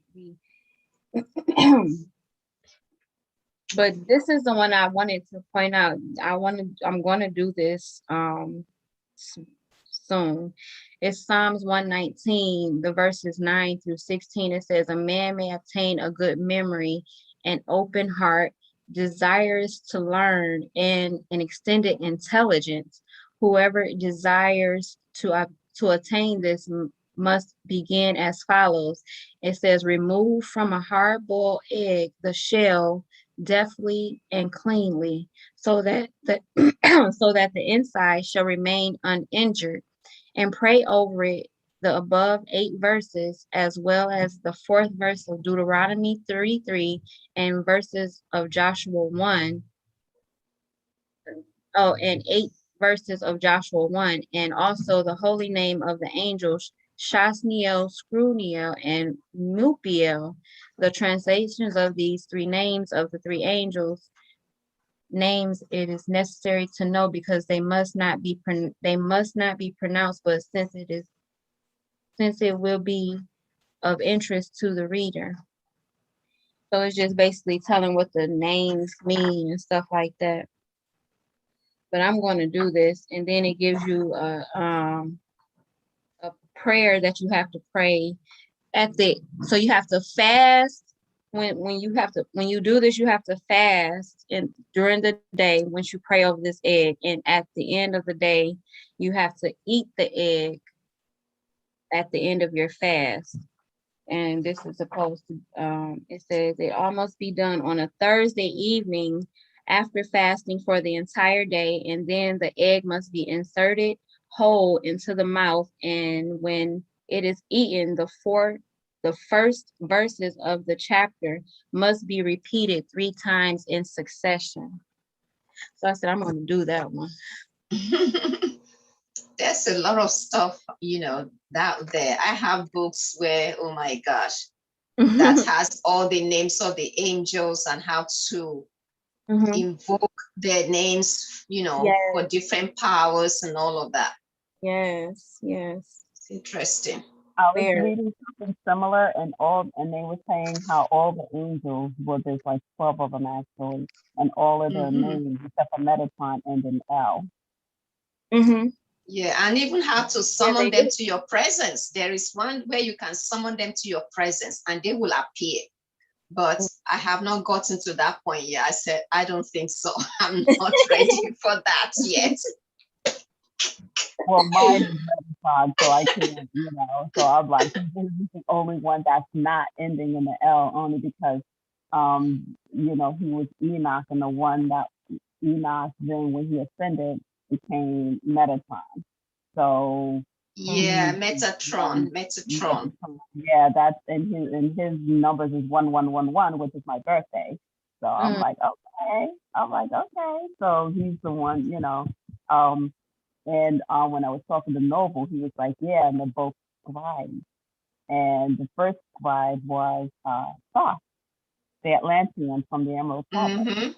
I was like, oh, so Thoth and Metatron. And then Thoth was the one that he called himself, what do you call that? Thoth the Thrice. Like, so he came back and went back and forth at least 3 times, but now he says he comes and goes whenever he pleases.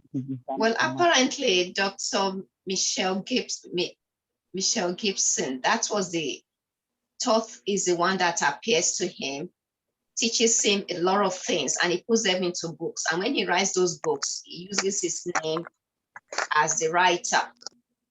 He calls him his, he calls him his father or something. I mean, he says since he was 5 years old, he used to see dead people. And then Thoth appeared to him in his room one day.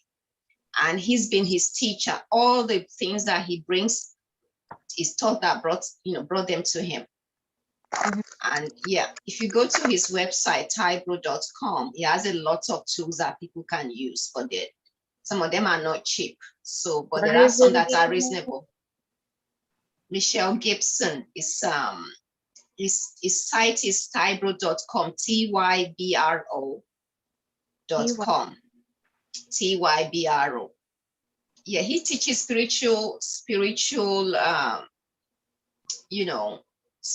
powers. He's a licensed doctor, forensic psychiatric doctor. And after 25 years of practice, he decided to leave this practice and teach spiritual practices. He's been to India, he's been to all different places, and he's learned all these different power and spiritual powers that he teaches to his followers. Mhm. Yeah, I used to travel to different parts of the United States just to, for his webinars for at least 3 years. I did that. Yeah. Wow. That's what I want to do. That's exactly Yeah. what I Yeah. I mean, he's, he has a lot of yeah. talisman. His talisman and things like that, they're expensive too. Well, I think they actually, are you know what? I used very to go effective to stuff. I went to a retreat. In fact, the retreat is, the guy is doing another retreat this coming year. It's 2022. I used to go to this retreat. We used to have it in the Tennessee mountains, Sevierville. So he's actually doing another one. And I don't know whether I'm going to go or not. I said I would go, but most of we used to like rent a whole cabin, and everybody has their rooms in the cabin, and then we'll come together, do different things. It's been very, yeah, I've enjoyed it. I've done like 3 or 4 of them. I think he's doing the 4th one next year. So And already, I think where are it's they already. held, Mother? I was Huh? going to say, since Mama, Where are they held at? Oh, they're holding it at Sevierville in Tennessee mountains. It's right up in the mountains. It's a beautiful place. Oh, well, wow, that's something I want to do. because that's Yeah. something to Please know let me. about, because they have those, and there have been people that were saying that, especially like this one, melanated, And that then it's the guy teaches you, he teaches you. I usually go for the actual, apart from the people, you just do whatever you want, really. But he also does some spiritual teachings. That's the one I really enjoy, because he has insight, things that you will never get anywhere. Because he gets the download. Oh my gosh. He gets this download, and he will do a workshop with us. And yeah, it's amazing. It's amazing. So yeah, I mean, I used to go, because when I was living in Canada, it was a way to just, it was to break the winter for me. So I would just go, I would just travel and go. And I used to enjoy that, really enjoy that. That sounds fun. That's what It's very fun. well, please keep me, or I'm gonna. I can send the link, but I don't know whether there's still more space, because the last email I got, it said there's only 3 spaces left, and I haven't Oh, booked. wow. Yeah, I haven't booked any space. Yeah, people come from different parts of the states. Yeah, to come. It's usually very bonding, and yeah, it's very. This is a gentleman that I have been learning from a lot of the spiritual stuff. Brother, his name is Bro Yusuf, but his channel is New Life Tools. This is just one person I listen to, but he's very knowledgeable. He has a lot of things. He also has a website where that's who I learned that prayer through. And I had bought the prayer. I had bought a whole bunch of things off his website back in May. And that was around the time we was getting ready to go out of town. So I'm just now like going in my email and seeing like over the past couple of weeks, like, oh my goodness, I have all of this stuff and I'm not using it. So this is what I've been Yeah, I know. I have a lot of What was that channel called again? New Life New Life Tool. what? New Life Oh, Tool. there it is. These are New Life Tools. Is it .com or .org? Well, this is his YouTube channel, and I think okay. does have a website. I think the website is newlifetools.com, I believe. It might be. Let me see.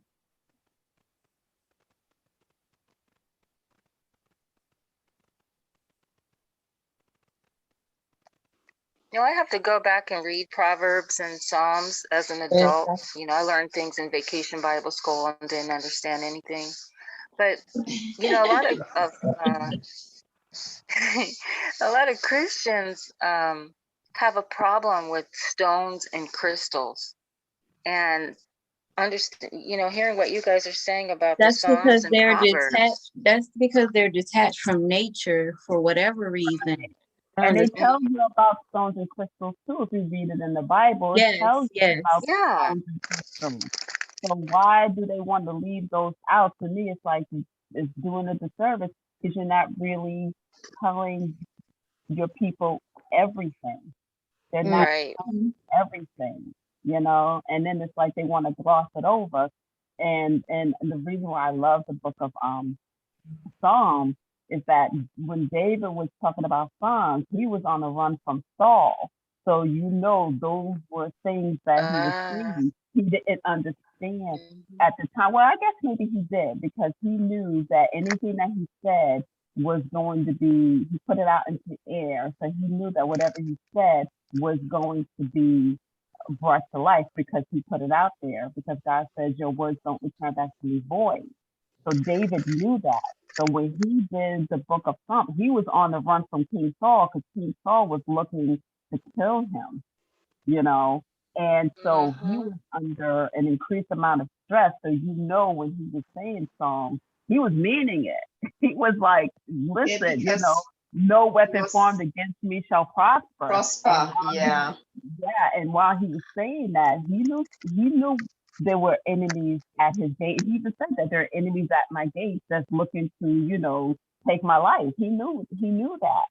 So when he was on the run, from Saul, he knew what he was saying. He knew what he wanted God to do for him. So that's But he why was he was he was speaking those words also after the death of his soul. So right, yeah. right. This was when Saul had turned his back on God, and because he became jealous of David, he didn't understand succession. Like, okay, you was here for a time being, you know, and he's coming up next, so you can't get jealous of him. You can't, you can't, you know, think to try to kill him because he's next in line. This is the natural, succession of what God wanted. And Saul couldn't accept that. He wanted to keep the power for himself, and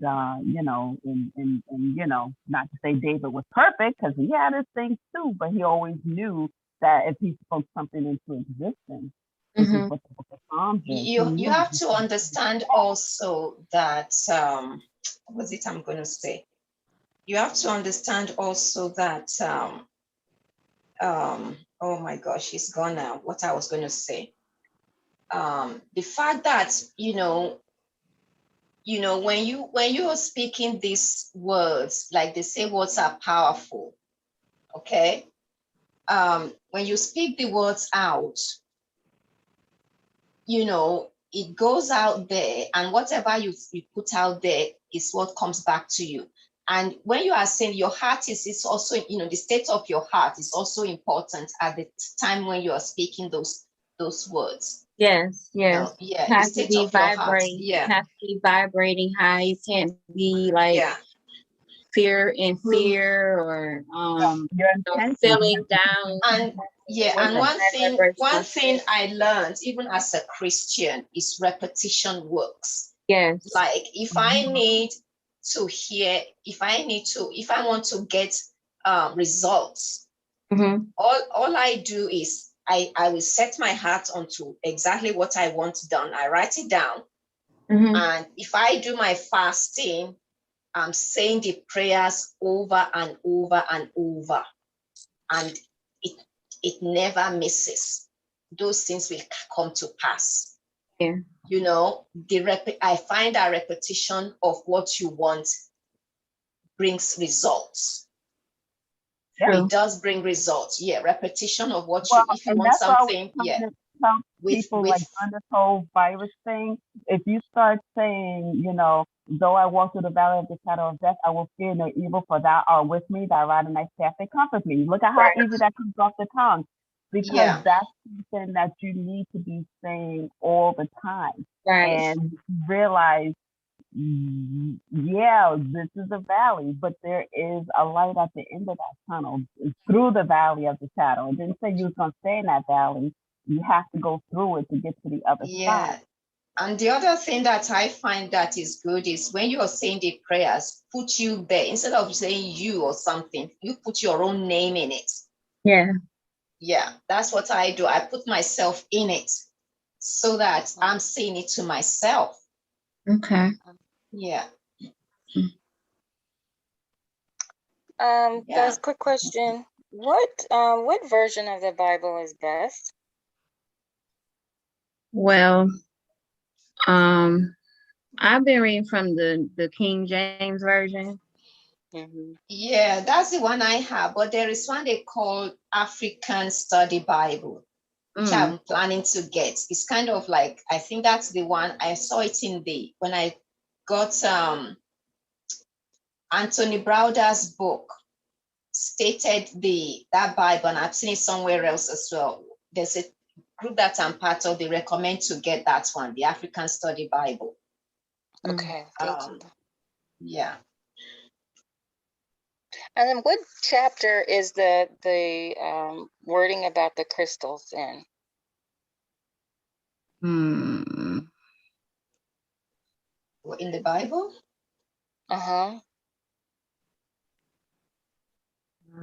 Let's see. I swear the same people wearing red bottom shoes and carrying designer purses think that crystals are worshiping idols. It blows my mind. I don't understand. Yeah, crystals have they all have different No, I actually properties. understand, but I have tons of crystals. I just wanted to know what the reference is in the Bible. Sorry about the dog going crazy. Okay, so it says Well, Job. you can research that on the internet. We'll tell you. Sure, I will. No worries, I will. Yeah. I don't know one off top of my head. Yeah, I'll research it. Thank you. And I'll share it when I find it. Yeah, I'm trying to look something up now. I think the other thing that is good to do is to do readings. Like if you find out who does good readings, you can get a readings for yourself, your children.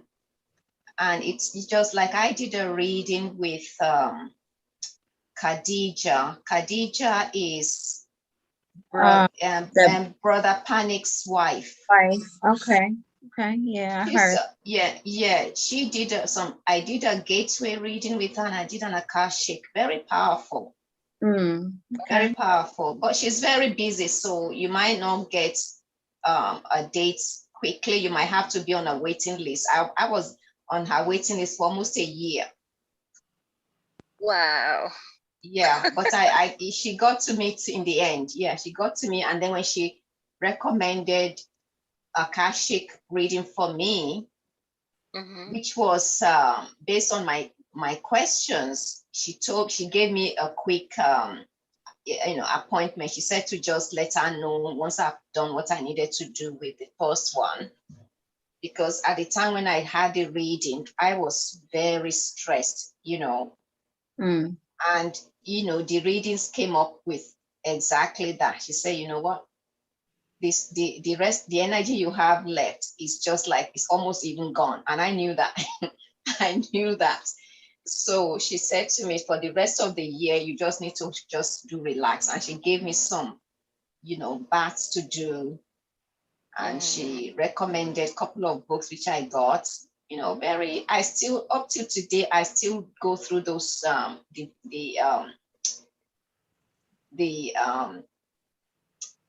what do you call it? The recordings of the readings that she gave me. I still listen to it. Yeah. And some of the things that I have to do, I've done some, I haven't done all of it, because everything, you have to do it in the right time, when you're ready. Right. Yeah, but she's a very good, she's a very powerful reader. There are some other people too, I don't know. The latest one that I've done is with this African guy that I found on, he was interviewed by somebody that I was listening to, and I decided to start following him. He called himself Baba Yuba. He's from Nigeria. And I've done Baba Yuba? Yeah, Baba Yuba is Baba and then Yooba. Yeah. Okay. He's on YouTube and he does a lot of African spirituality teachings and taking the fear from it. So I did a divination with him, and that was really good. That was really good because he, It seems like you have to choose these people so carefully because you just don't know what they're really Nowadays. yes, you have to. I understand that you have to. The reason why I listen to because of his trustworthiness is because you have to find somebody you can trust, because a lot of this African spirituality which they have portrayed out there is evil. But he breaks it down for us, especially people, a lot of youth are, they're coming out of Christianity and just doing the African spirituality because he breaks it down. He tells you what it is and what is not. And I think a lot of people who are practicing it and using it for evil are not happy with what he's doing because he's taking away their because they think he's opening up the secret, or he says some of the things he's teaching his audience are things that you should learn and do for yourself. Guys, Mother Mia, yeah, we can hear you, Mother. You got knocked off. Mother Mia had got knocked off, you guys, while we were talking, and she messaged me, said she lost power. So, but she's back on now. Well, Okay. I went onto my phone and I'm using my data because I'm like, isn't it funny like how when we started talking about Psalms and quoting Bible scriptures, and all of a sudden I lost power. I'm like, really? Is this how we're gonna do this? Okay, I got more than one way to do this. So I'm like, wow, all of a sudden. You always find a way. Even me, I have no internet and I've been trying to resolve that. So what happened is I'm getting my internet from my lobby where I live. So there's always a way. Because what happened was when the power goes out here, like I'm just looking, like my fish tank lights are off, my TV is off, my phone is off, everything. So right now I have no power, but because I do have internet, I'm able to use my data. So what I'm gonna do is, because, and this is what I suggest everybody do, I have like a little portable generator that I always keep charged up. So what I'm gonna do is take everything, plug it into. Yes, I want to get one of those portable generator myself. Yeah. Did you order that from Amazon? Yes, I'll tell you what kind I have, because then what I do is I have like a power surge cord, and I take everything that I need that needs power, and I plug it into my I take the power cord and I plug it into the generator. So everything that I need to have power, like my, like the important things, then I plug it into my little portable generator, and then that way I'll still have light. I can still, watch TV, watch the news, and see what goes on and stuff like that. Mine is called, I'm gonna tell you 1 minute. Oh, it's wet. AIMPOM. I got it. And it's a multi-purpose power station.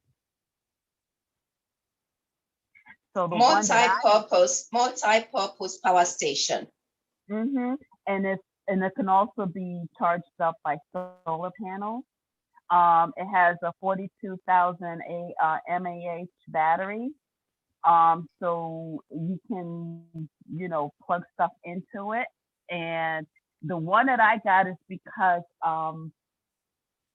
because if people have like need a CPAP machine overnight, and if their power goes out, they're gonna need that CPAP machine or they can't breathe. So Mhm. this one here is designed to keep running for at least 15 hours. Wow, okay.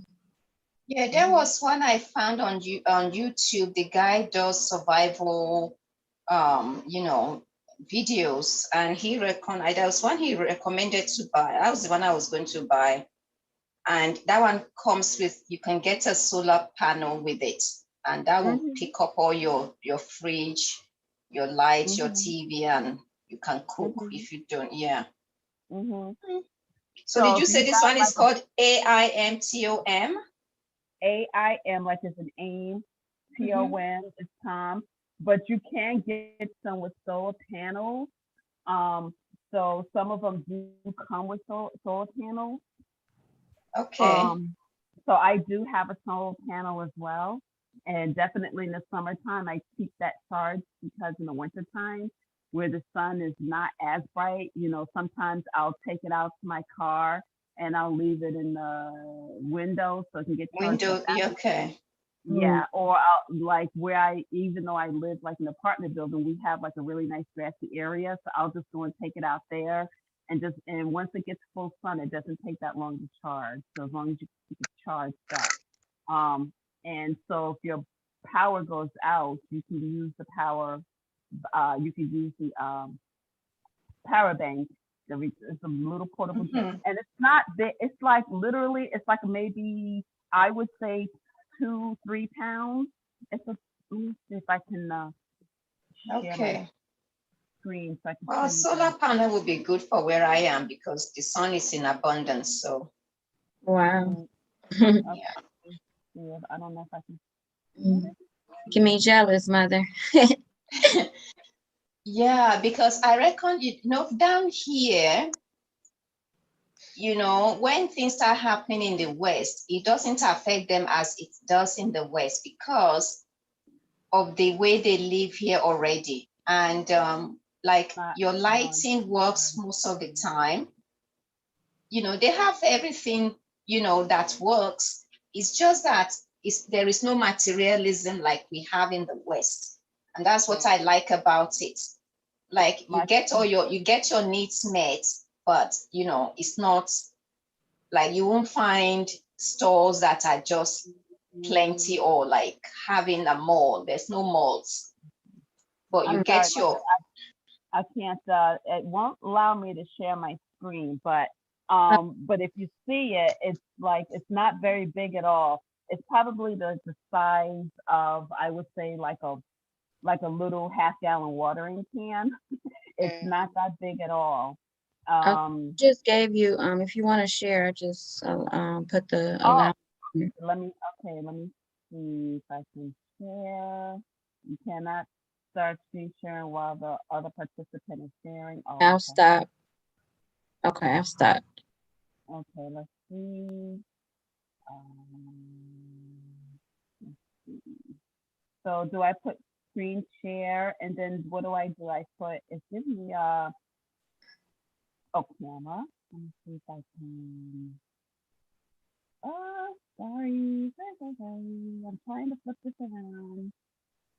Oh, okay. I'm trying to flip it so you can see it. There's me and my headband on. I'm trying to, You see a start vid. I think yeah, okay.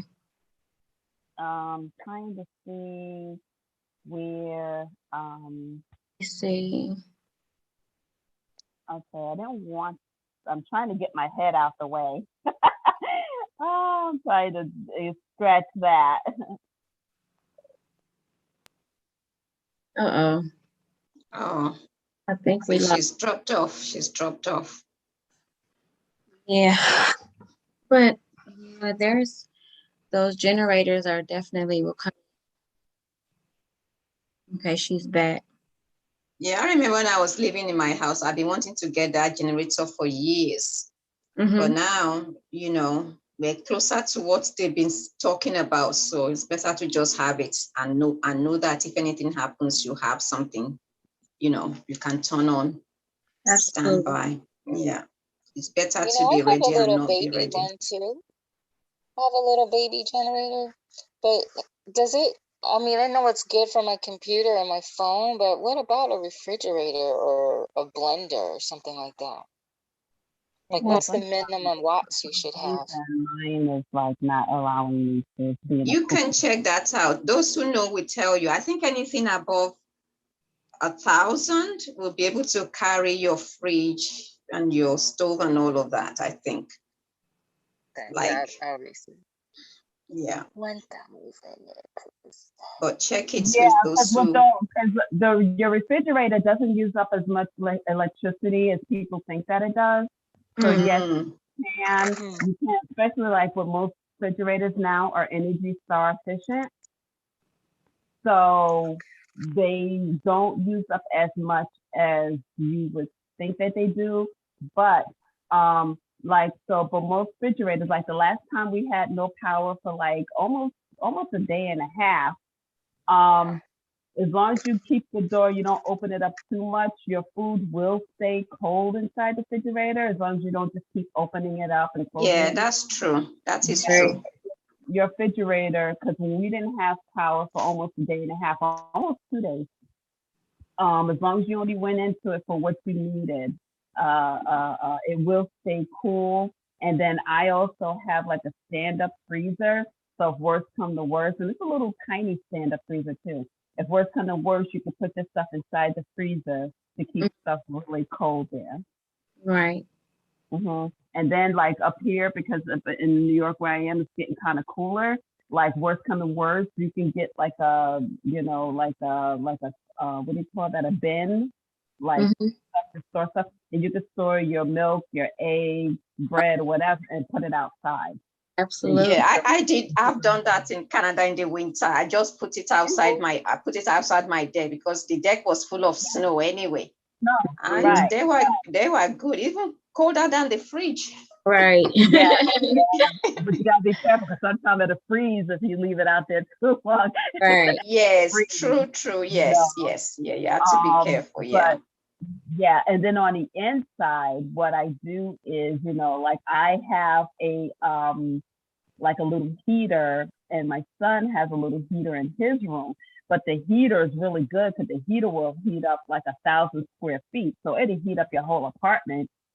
So if you put it, at one end and just let it blow, you only just need to plug it into like a surge protector that, and then you put it, so the surge protector can handle, it handles my my router, my TV, my computer, my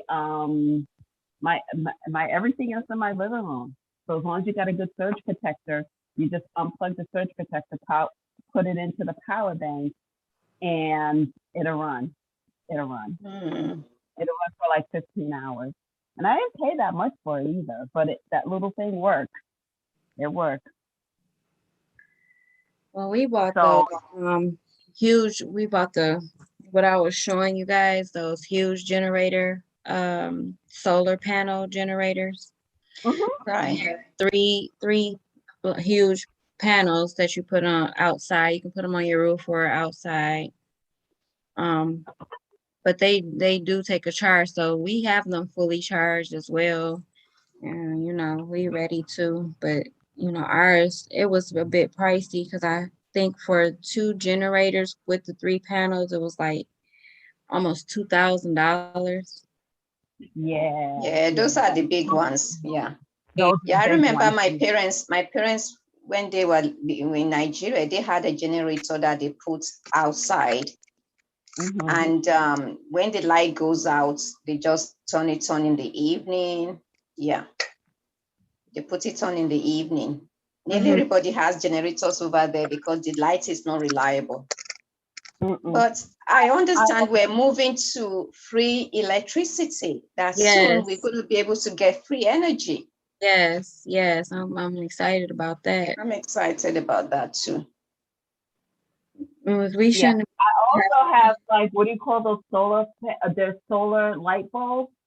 So like if you, Okay, yeah. yeah, you hang them up there, they look just like light bulbs, but they have a little hook on them. So Yeah. if you know, put them in a window, it charges up from the sunlight during the day. And then at night, you turn them on like a regular light bulb, it's just they have a hook on them. Wow. I used to have those for my garden when I was in Canada, those solar garden lights. Yes, this is the one we have right here. Let me show you guys.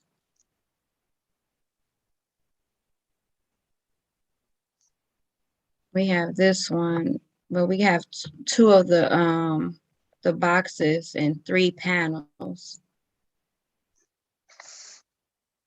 That looks good. I have a pretty huge house. My house I have 2-story colonial style house, so it's kind of big. So we have to make sure, we You have enough to carry everything. right. Yeah, so this is what we're using. Yeah. So mine look like, for my apartment, it looks very well. I think I wasn't able to share my screen for whatever reason, but they do have them. If you have an apartment, they do have them on Amazon where you can buy the little portable generator, because the portable generator, you can take it anywhere. And also, like if there's no sun, you can actually take it to your car, and they have like a port that you can plug into your car and have your battery jump the generator. Right. So Yeah, there was one that the guy on the YouTube was saying to get, and it wasn't expensive at all. They could get it, said you could get it from Walmart, and they were even discounted at the time. People were able to get it from the local Walmart, and then you could order the solar panel from I don't know, Amazon or something, or other places that he mentioned for not, that was a reasonable price too. And he shows you how to connect everything together. So I bought both of mine off of Walmart, and I got the solar panel came in first. And what I found out from the solar panel is that by itself, without the generator, it's able to charge up your phone or, other things in the house. mm-hmm. So the solar panel is really good because it not just only charges up the generator, but it charges up other things in your house. And I also have like miniature like battery pack, power banks, tiny little power banks. So I have those that are also solar panels. So, so my whole thing is if the sun comes up, I'm getting it.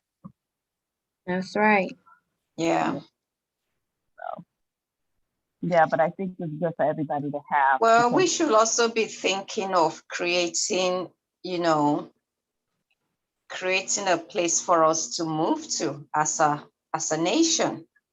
Yeah, that's and have a gated community where we can all live in the same, where we can all live together. That's what I'm waiting for. That's what my husband was talking about last time in the meeting. That's why he was asking about Belize, and now he's talking about thinking also about Ghana and us coming together, putting our resources together, and formulating businesses as well, because we have to have some type of revenue coming in, in order to keep our nation going or whatever. Yeah. So it's he's thinking about, he's been looking into Ghana as well. Yeah, Ghana is good for land because I was with a group that bought land in Ghana. But unfortunately, the people that we put there to be executives to, get everything running, they didn't do what they were supposed to do. Some of them got very greedy. In fact, we have a case whereby there was a guy that, he's running, he took all our money, basically. So, but it's going to be. I've been hearing a lot about that too, about, or if you buy a house there, the houses cost almost as much as a house in the United States. So people are like, okay, then why would we want to leave and still have to pay like No, it 300? depends. It depends where you are. If you go, if that is if you stay in the capital city, the houses are expensive. But if you go to the suburbs, they're more reasonable in the suburbs than in Accra. A lot of people, you can, like we bought land. We bought like, I think it was almost, we had 5,000 acres of land to do farming. We wanted to actually, we wanted to grow hemp there because Ghana allows you to grow hemp. And hemp is very lucrative, because you can do different things with the products. Yes. And we were supposed to be, growing hemp in Honestly, Ghana. We also I Rica. bought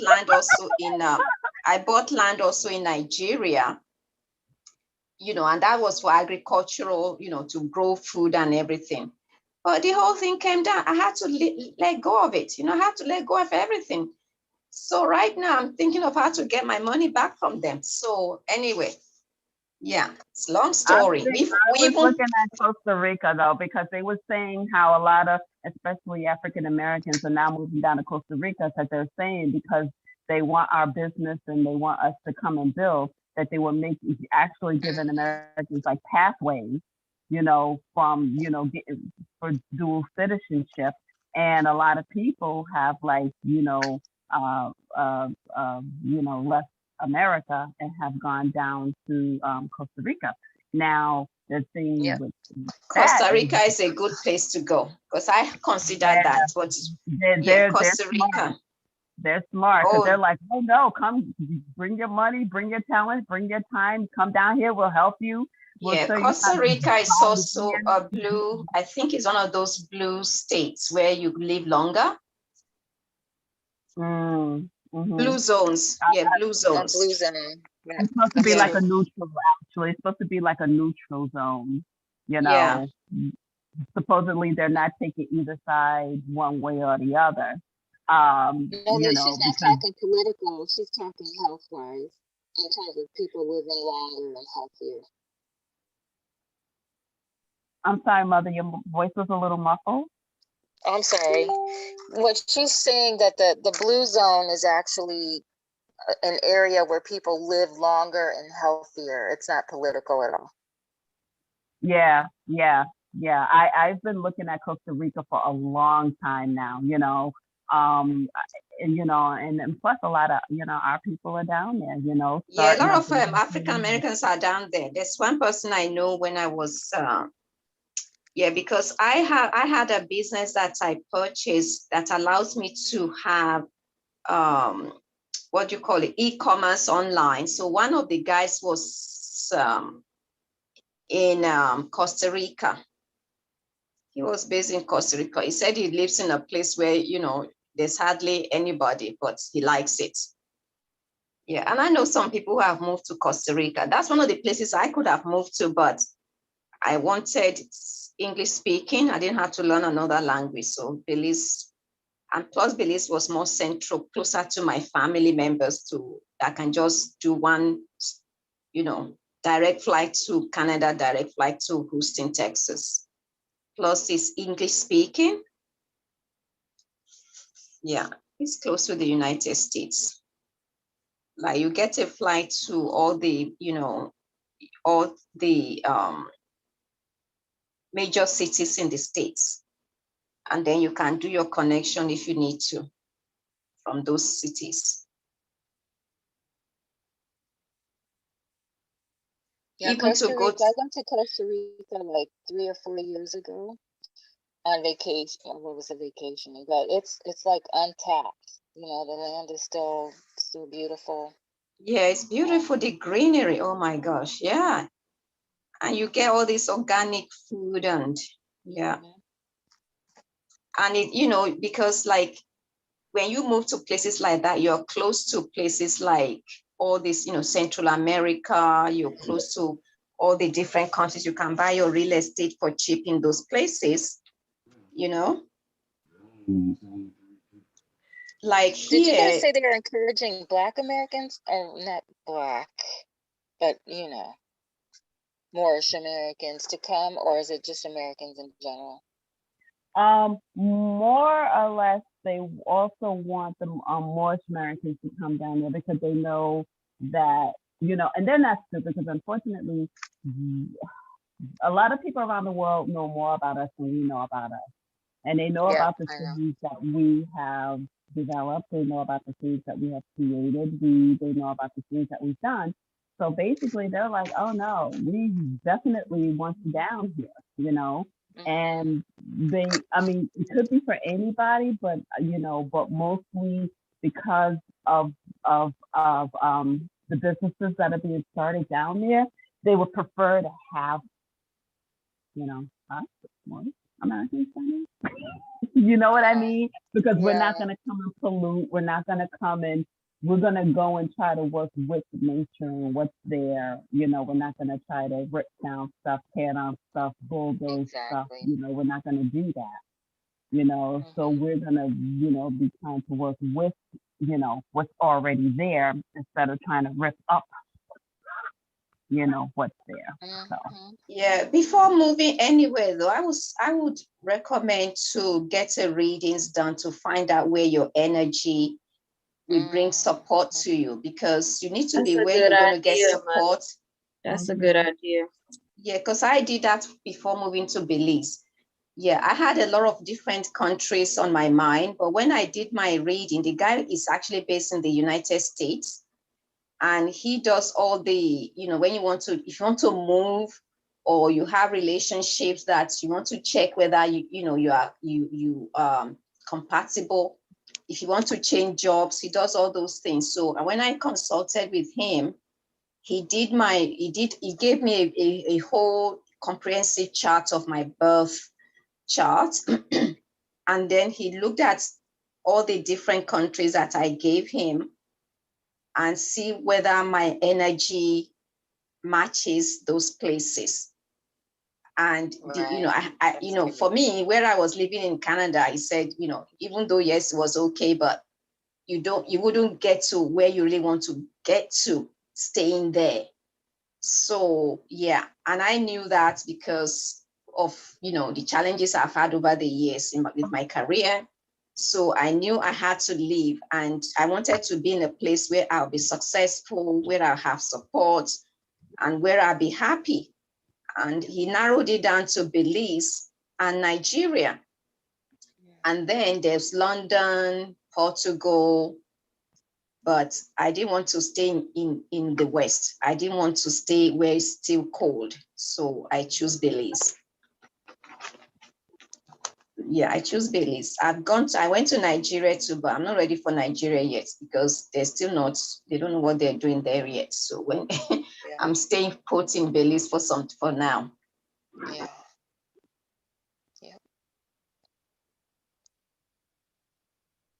Yeah, it's important to make sure that you move to a place that you're going to be happy and your energy is, matches that place, because that's the only time when you're going to be successful and be happy. It's important to move to where you're going to be happy. And I think also one thing that I realize is move with people that you are like-minded with. Don't go there by yourself, because it can be lonely if you don't like.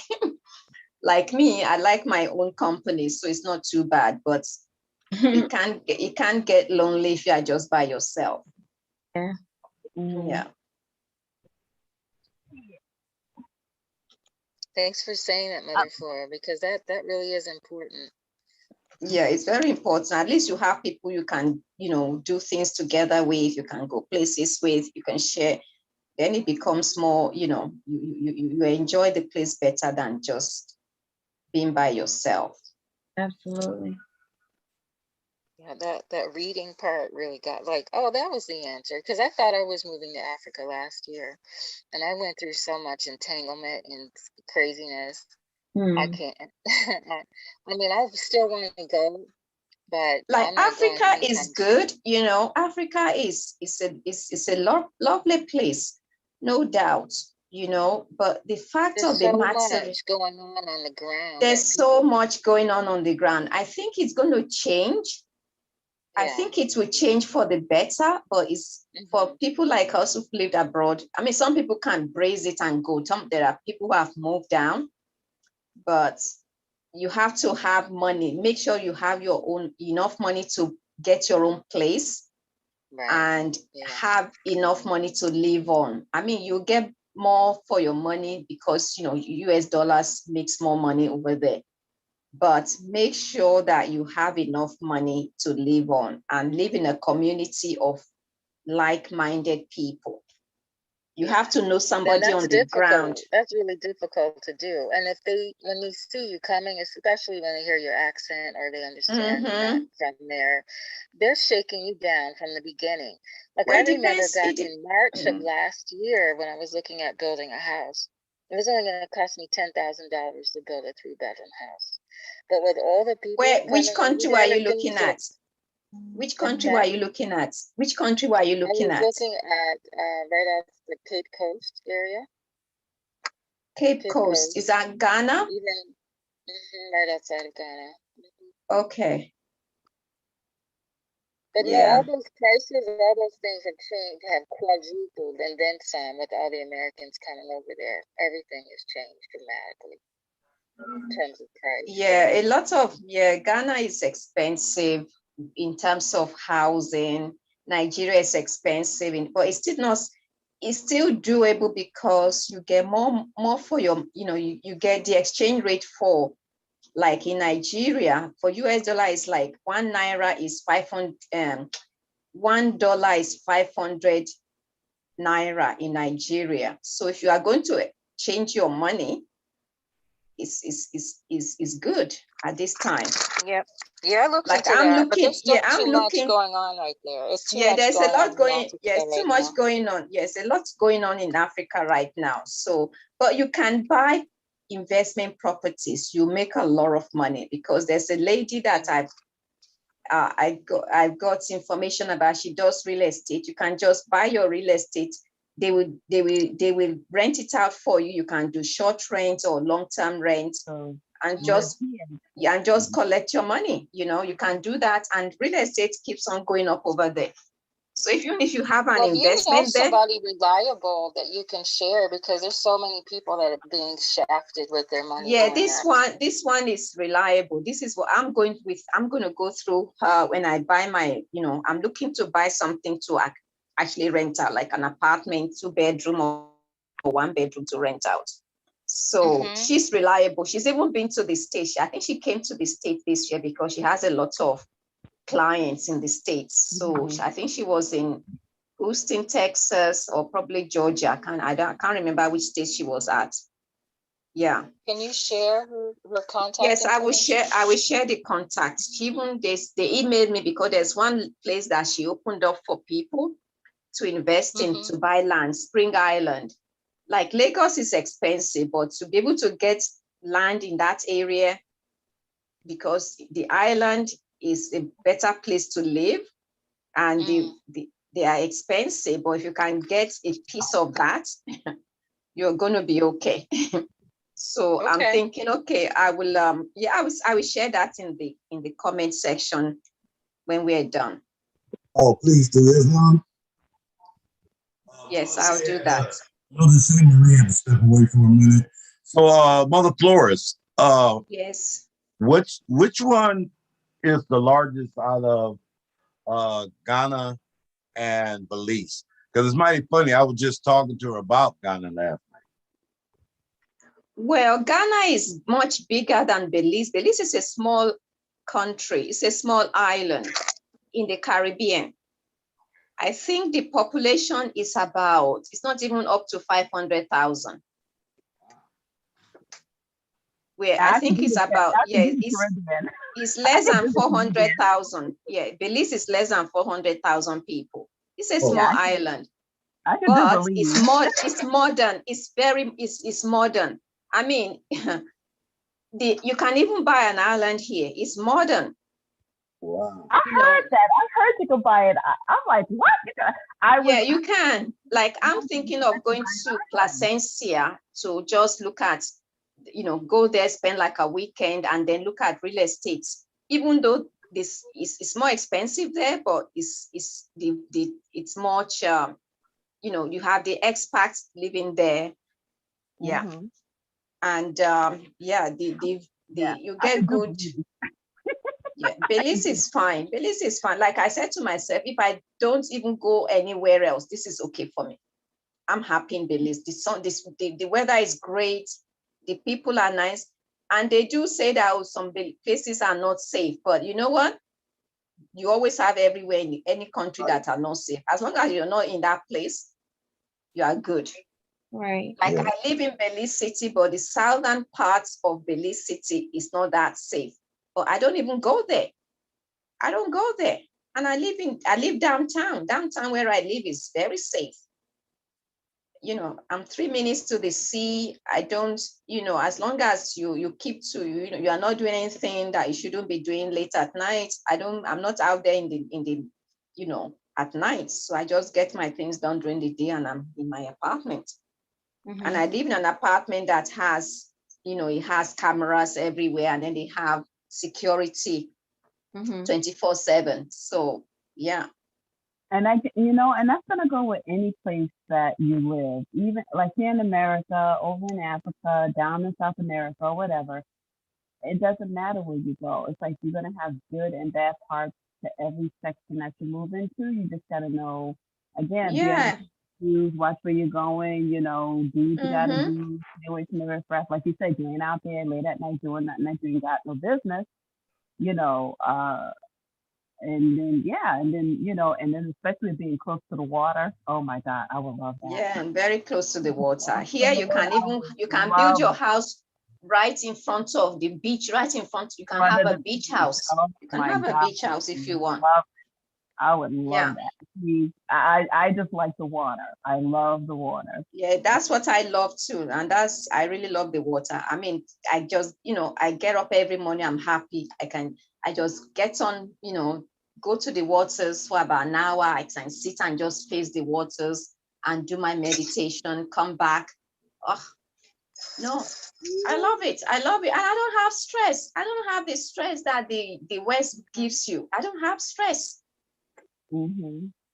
Yeah. I could live, I'm retired and my money goes a little bit further. I don't have to worry about debt. Oh, no, I don't have to worry. I can eat what I want. Yeah, that's good retirement. Yeah. I'm really considering Belize. And it's funny because I thought I was moving to Belize 15 years ago. I ended up going to Spain and some other silliness. And I think I'm coming full circle. And now that I'm in California, I mean, I can easily drive to Belize from here, yeah? Yeah, you can, because, it's very close to, the United States is very close, very close. And when I first came to visit Belize, I met a lot of Americans that have moved here. And every time I ask them, they say, oh my gosh, I am so happy I moved to Belize. And I say, how long have you been here? They say, they'll say like 16 years. There was a lady that I was in contact with. She's living in San Ignacio. And I went to visit San Ignacio because I read it in a I don't know whether it was a newspaper. It was showcased as one of the best places to retire to. So I said, oh, I have to go to that place. Well, when I found somebody they connected me with this lady. She's an American. She moved from Florida. She said the first time she came to Belize, she just knew she had to move down here. She said she packed everything when she went back home, she just packed everything, her children, and moved to Belize. She said she's never gone back again. She said, I love it here. She's been here for over 16 years. And she has her own real estate company. Yeah. Wow. Yeah. Beautiful. Everybody I said they just love Belize. They love it, they love it, they love it. And you can easily, there was an American lady, she works for this development company. And she was the one that took me around the tourist part of Belize, which is called San Pedro. And Marriott was just building their, Marriott Residences was building their hotel there. And I was going to buy one of the, because they were selling to the public, like 40% to the public. And I was interested in buying one of the condos, and just for, investment purposes. And that's how I met this lady. So she took me around, like people go one weekend, her family are in the States. She was flying to the States for like an event. And then she's back again on a Monday, it's amazing, amazing. And that's what people do. They like my intention was, if I needed to go visit my daughter in Canada, I can just hop into the plane, 3 hours, I'm down there, direct flight. Same thing to go visit my mom in Texas, direct flight, 2.5 hours, I'm there, And So you're I know that surrounded, and Belize handled. Oh, go ahead. Sorry. Yeah, it's also it has ecology. It's I think it's the second barrier reef in the world, and they maintain all the wildlife and ecosystem that they have. They maintain it. Yeah. So I was gonna say that I noticed Belize was at the top of the list in the way they handled the sea. They did untraditional medicine, well, not untraditional medicine, but they did what made sense, and they didn't impose all those mandates. Do you think they may also take the same type of position with their currency, or would they potentially buy into the whole, world currency play? Well, I don't know much about that, but the thing is, their currency, they have Belizean dollar, and it is the US dollar is 2 Belizean dollars to 1 US dollar, which is pegged permanently. That's a permanent exchange rate. It doesn't change. And well, with the digital currency, I think it's something you do privately for yourself. Belize is also an offshore country. Mm-hmm. So in terms of taxes, they have this retirement program whereby you can move in from age 45 plus. They have this retirement program that if you go that route, you won't have to pay taxes. I think you can move all your stuff in without paying taxes on them. You won't pay duty on whatever, even your cars. If you move them here, you won't have to pay taxes. Yeah. It's Belize is sounding better and better by the second. Yeah. Hello, Mother Flora. What shipping company did you use to move your stuff? Yeah, I used a shipping company from Canada. I know there were some that are from the States, but because I wanted to pay by Canadian dollars because it pays me to do that because US dollar is more powerful than Canadian dollars. So I used a company that I could pay with Canadian dollars, and I did a lot of research, and I choose them because they were the more reasonable for me. It turned out cheaper in terms of, and I got everything. The guy was, and they came to my place. They took everything. I already packed everything. I already had my stuff moved in a storage. So I showed them where the things were, and they sent people to come and pick them up. And I was told how long it would take. And when I arrived in Belize, the guy was communicating with me to check. And even after my container arrived, he checked with me to make sure that everything was okay with me. And yeah, and I was able to I took the ship arrived. I was able to claim my things. and I got somebody to get the container put where I want my things put. And he checked to check everything went okay, and I said yes. Yeah. Okay. Okay. Yeah. Sounds And good. yeah, everything. There are people from the States that will also move your stuff. I can give you the ones that I contacted that would I just did my research and I took few numbers down and I called them and got some quotes. Mhm. Yeah. Yeah, and Okay. I use a Canadian one, but there is one that there are many from the States. There are many from the States. Oh, okay. Thank you so much. Because I've been looking at Belize and Costa Rica for a couple of years myself. So I like the water as well. I want to be somewhere where the weather is really nice and warm and just have fresh air, things like that. Mm-hmm. Yeah, Okay. Belize, the weather-wise, is a tropical weather, and the sun is on even when it's raining, it is warm. I mean, I was like amazed. I said, this is the best. I chose the right country to be in because of the weather was very important to me. I just Yeah. wanted a place that is warm all year round. And I Yeah. like being outside, plus my dogs. I want to go somewhere where my dogs would love it, so Mm-hmm. uh Yeah. I You think know, they would love it.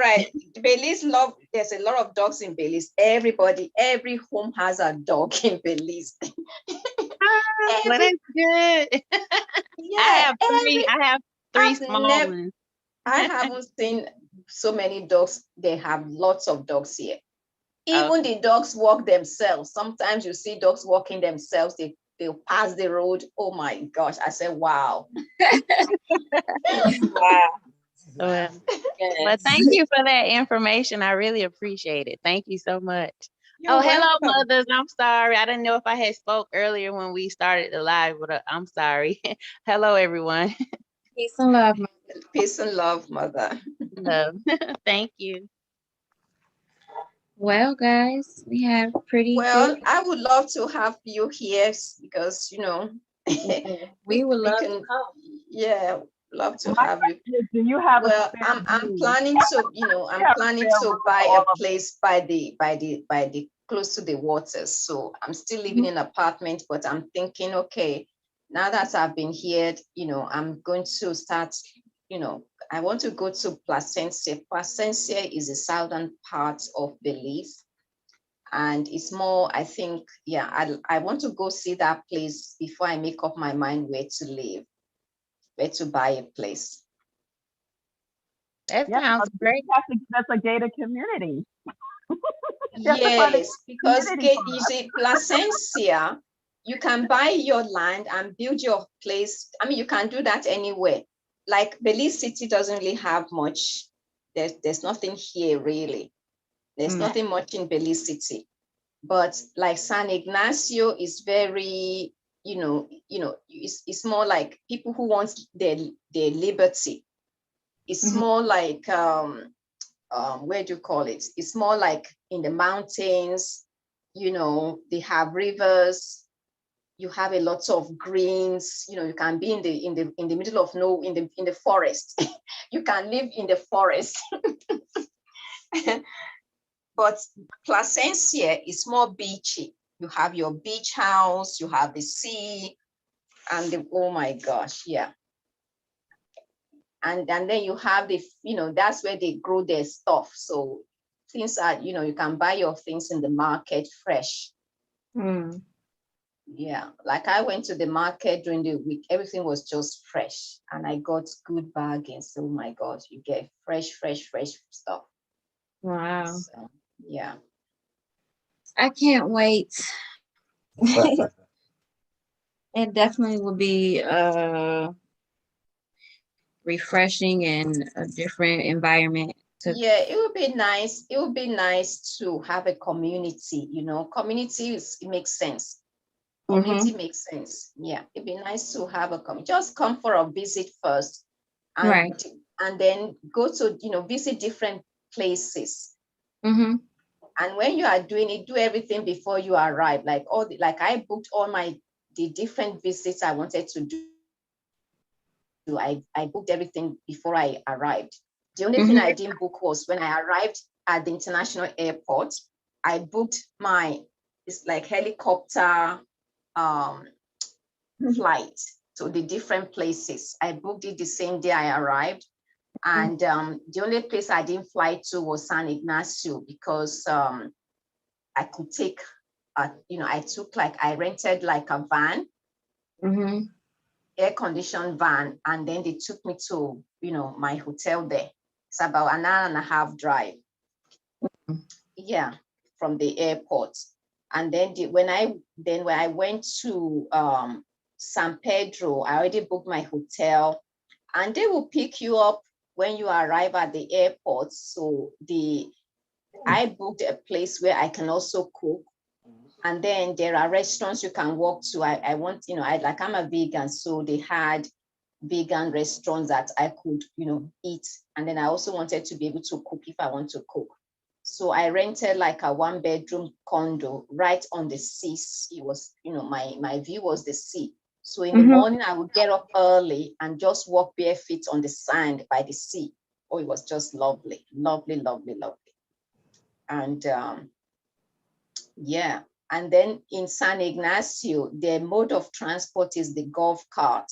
Everybody had a golf cart. Wow. Yeah. And that's how they live. And lots of Americans there. And then I took off to Corozal, is the northern part. And that one is bordered by Mexico. And you could go to Mexico, do your shopping, and, go to the movies, spend a whole day, and then come back in the evening. Yeah. Nice.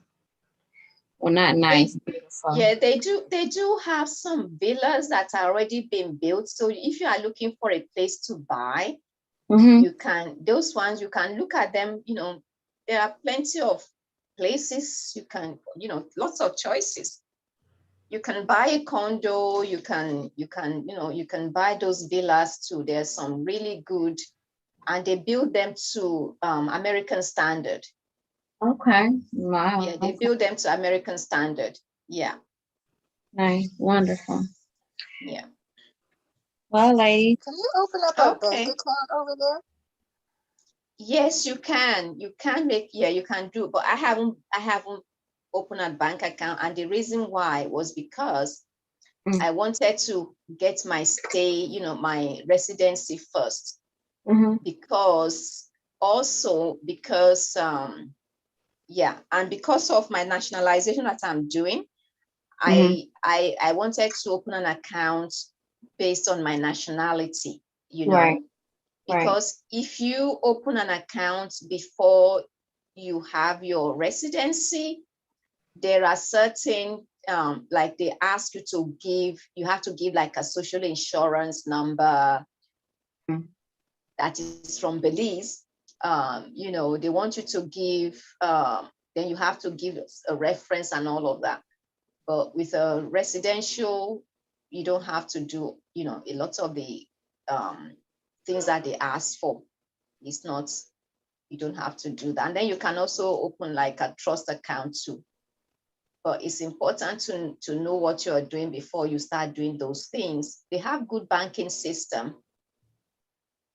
They have a good banking system. I mean, everything they do is mirrored to, what happens in the West. It mirrors that. Yeah.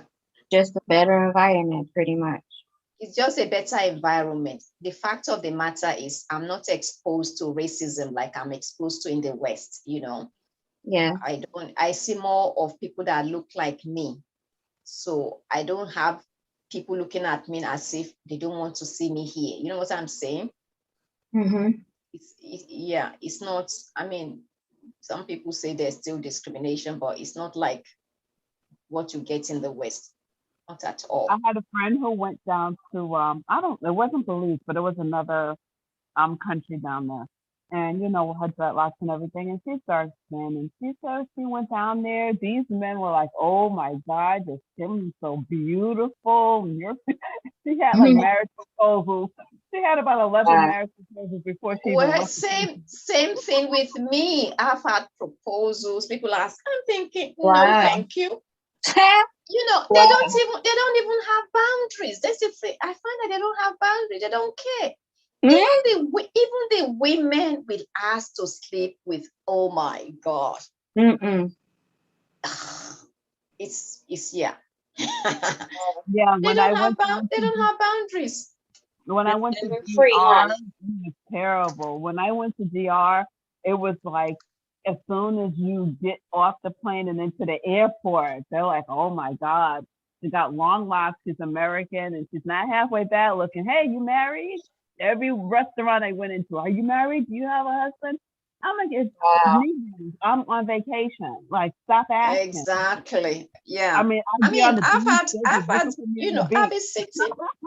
Yeah, it's like I'll be sitting Okay. by the sea, just having my, just being silent. Then somebody will just come to you. They start a conversation. They start like hello, and then you say hello back. And then the next thing they're asking you is, can you be their friend? Can you be their woman? And I'm Wow. thinking, hello, no, I don't know you, and you're not even in my category. They're so. I like, what are they thinking? I think some of that Oh, is they the don't care. They reputation don't of care. They don't care. If you yes. halfway good looking and you look like you got something going on, they there. They don't care. Yeah. I mean, but we're not. I mean, look at the way we twerk and all the things that we do online and the image that Black women Well, have. some of them you have to be careful to. Some of them, they just want somebody that wants, somebody to, they think that you have money, And they want a green card. I'm like, look, you are not getting a green card on my dime. Go somewhere, please. Like, leave me alone. Oh my, I swear to God, I said the next time I go to DR, I'm just gonna take a baseball bat because that's what it's gonna take. Because they were just, oh my God, I Oh my swear. And it's God. like they was as soon as you hit the lobby. And then with me, the women would look at me and just like, is that all your hair? I'm like, yeah. Wow. Oh my God. And they're like, oh my God, is that all of yours? I'm like, yes, it's all of my hair. And then the guys were even worse. They were even worse. They was like, oh my God, I need to marry you. Like, oh my, you just need to go and get Africa another is worse. margarita. Africa is worse. Africa is worse when it comes to women. Oh my gosh, they could sleep with anything with a skirt on. Africans, yeah, It's like you they need a can sleep with anything with a skirt on. Yeah, worse. Yeah. you need a baseball bat. And they be like, oh my God, she's on the beach. Let me go hang out by the beach.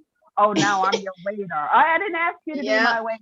Like, no, like, ew. Ew. And they break their necks. They don't even hide the fact that they're gawking. Like there's no subtle look. It's like No, exactly. That's the way. Staring like a dead, like stare, like, oh my God. I'm like, ew, like no subtle, nothing. Like, hello, Like nothing. my friend said to me, be very careful because, especially with the Americans too, she said, be very careful because when the people know that you're retired, they think you have money. So it's your money they're after. So yeah. Wow. Yeah. So you have to be careful. That's bad. I wouldn't even go with anybody Belizean because I don't think that they don't, their men are like, I've seen a lot of them, they're not really, I can't know whether to use the word faithful. Relationship wise, I don't think so. Wow. It's better to just keep to yourself or find somebody of your, that's from the same place from you, maybe like an expat or something. But Belizean, no, I don't think so, because you also have to look at their culture. I think it's they are kind of like they'll prefer their own kind of people. Like there was a Jamaican that I met married to a Belizean, and they moved from the UK, but as soon as they arrived, the woman left him. Wow. And I don't know, but there's something, I don't see many of them having lasting relationships. Mm, Yeah. So, yeah. that's a lot to take in. That's different. Yeah, it's different. They are very, I mean, there was one person that knocked on my door and he couldn't believe that I'm different from Belize. And he said, I never thought that there's somebody who has the kind of mindset that I said he never thought that people like me live in Belize. I said, well, I'm new, I'm new here. So yeah, but a lot of them, Belizeans, and everybody's doing their hustle, because like everywhere you go where the melanated people are, they were always the one at the bottom of the ladder, right? Mm-hmm. So they are doing their hustle. A lot of them don't have much money, so some of them have their jobs, but yeah, it's but they live their simple lives and they're happy. Mm-hmm. They're happy. So how is is it busy there? Is it, like fast paced like the United States, how we are here? No, it's not fast paced. Okay. People value their time with family. Mm-hmm. They will go to work and all of that, but it is not fast paced like United States or Canada or the UK. No. This is where you come, where you want to distress yourself, where you want to, you take time to smell the flowers. You take time. No, people don't stress themselves here. Awesome. That's where I need to be. It's not stress. That's what I love about it. No stress. No I'm with stress at you all. down, Mother Share. That's where I need to be too. Okay. Like when I send my pictures to my friend, they said, "Oh my gosh, you look," they said you don't look stressed at all. I said, "Yeah, that's Wow. why I came here." I was so stressed before I moved there. I was so stressed, honestly. I just wanted out. I didn't even wait for a week after I retired. I moved out the same. That's just really the energy that's here. It's like a stressful type of energy. Well, this is what happens when you live next to the beach. I mean, seriously, this is what it is. Right. The So, United States is stressful overall. I'm telling you. right. When I was it's stressful. It's not only United States. Canada is the same thing. It's the same thing in the UK. I've lived in the UK, Canada. I travel to the States all the time. The stress is enormous. All through the West, the stress is enormous. Yeah. Because you have to pay all these bills on, yeah. Do you guys watch any of like the movies on Netflix from I guess they're in Nigeria and Ghana? I do. Yeah, I do. Do you guys see how they're it's like they're trying to really Be like Hollywood? They're trying to emulate I know. us over here Yeah. now. And it's a huge turnoff. Yeah, it is. You know what? When you go to Africa, they have a mindset of the Europeans. You are trying to get away from the Europeans. They have the mindset. That's why I didn't move to Nigeria. The mindset is just, oh my gosh. I thought, I don't want this. Yeah. But then it makes you wonder why. And it's like, no, don't copy what you see here, because you're going to end up where they're ending up, and Babylon is falling. So why would you want to? The thing is, they look up to people come from abroad. If you arrive there today, they're looking up to you. Right. They just feel that when you come from abroad, you are high up there. But when you look at their way of living, they live better than you coming from abroad. But they think because you are abroad, you have money. Right. But a lot of them have money in Nigeria. A lot of them have money, better than the ones that live abroad. Right. They have money because they're able to they invest. They invest in different stuff, and they know how to do hustle. Oh my gosh. And then when they dress up here, they dress, everything matches the bag, the fashion is phenomenal. Right. And right. when they look at you, they look at you from top to bottom to see where they can put you, because they're looking at you whether you know how to relate to you, whether you have money or you don't have money. Oh, they trying to size you up. Right. Yeah. Wow. You gotta tell them, don't let the look fool you. Right. Exactly. It's like if you are not big and and heavy, they think, oh, maybe you are starving, you don't have money to even feed yourself. Well, yeah, my cousin Carol, she went to Nigeria. Of course, I don't know where she met this man, whatever. But my cousin, we call her High Yellow, but we used to call her the Big Red Girl. You remember that song? She used to be everything to me when she was my girl. And then he at the end he said the Big Red Girl is gone. Well, that's my cousin. She's the Big Red Girl, and she went to Nigeria. These men fell all over her because my cousin's like maybe 6 foot, but Wow. she's not thin by any means. She's put together. And these men were like falling all over her. Like I might as well have been like invisible.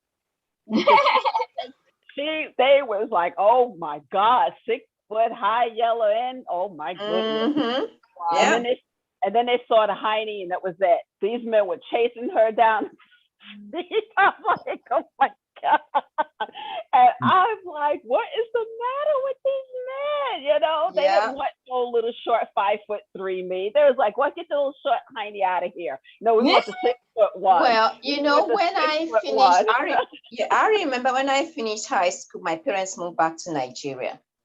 So I worked for a year in London. And after 1 year, I went back to stay with so I lived there for 5 years. And I tell you, I was in college, and I tell you the amount of men that approached me, lots of men, even the sugar daddies. Yeah. Some of them are, yes. If I was wayward, I would job, because even some of my classmates, they will have their boyfriend, they will have their sugar daddies. The sugar daddies, they keep them to take them abroad. They buy their nice clothes. They still have, you have some women that are married, they still have their sugar daddies. Maybe they've been going out before they got married. They still have them because those ones give them extra money to take care of themselves. I could not believe it. That is the way they live their lives. No wonder they're able to afford, some of them, the dress. I remember I was doing a 4-year program. Some of those girls did not wear the same clothing twice for those 4 years. I tell you. It's amazing. The men are so promiscuous. Yeah. Yeah, my husband said I can't go now. That's vacation out.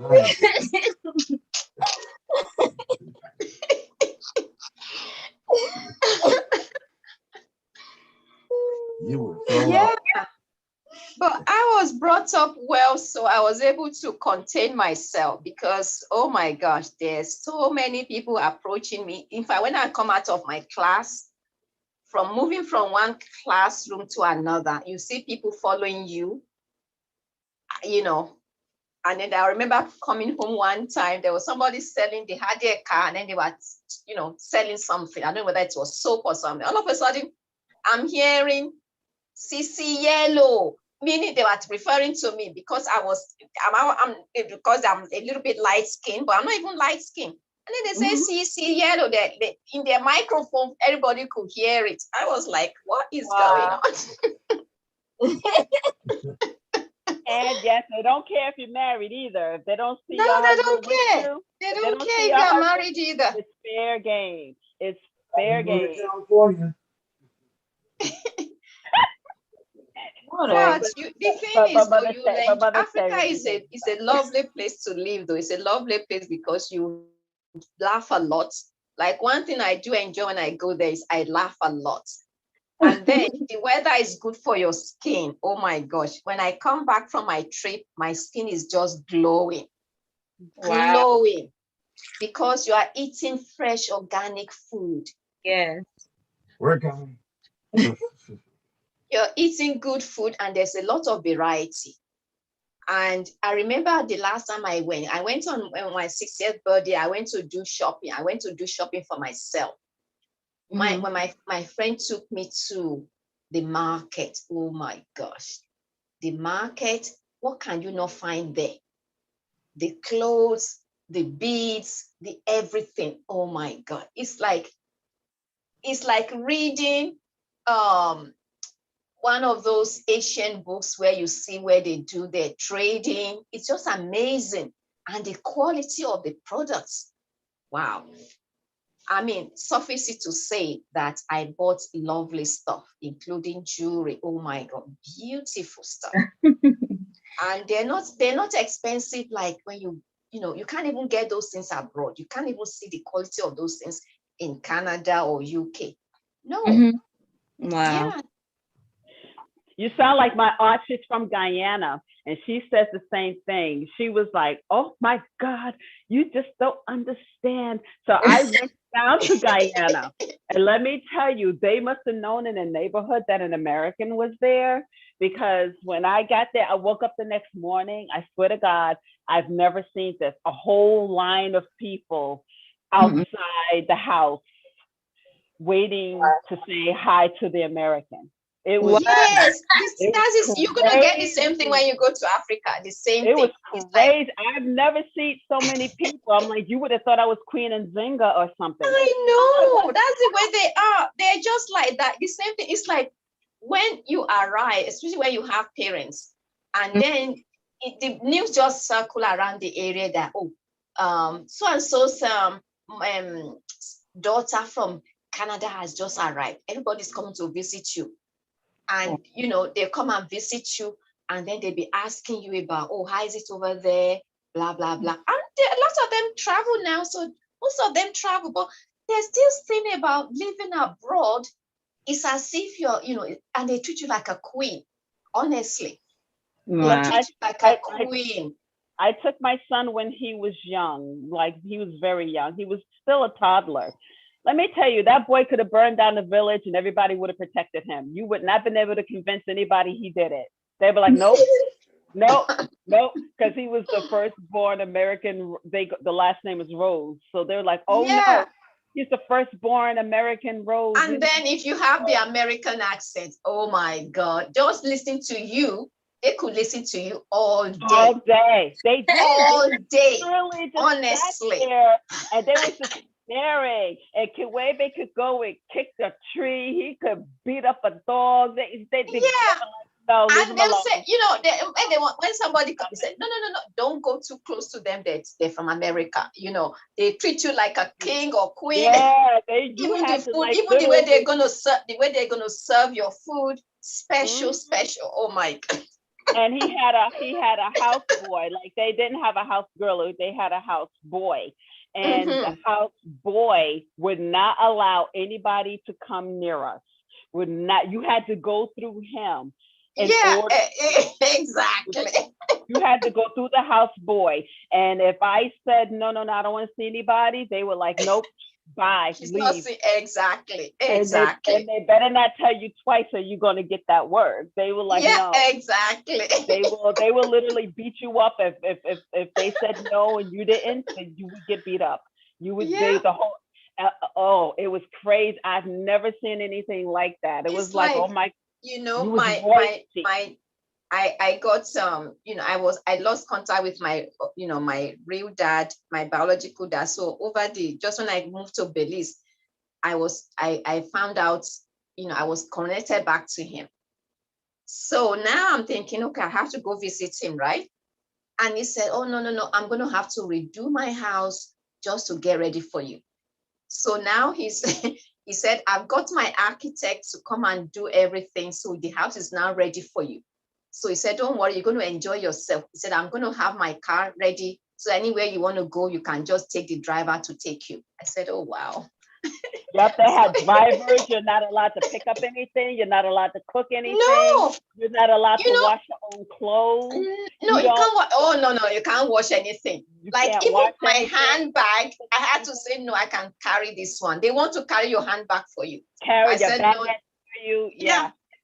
And then I swear to God, I was almost on the verge of not being able to walk because they're like, oh, no, get a car. Somebody find a car for her. She's not going to walk.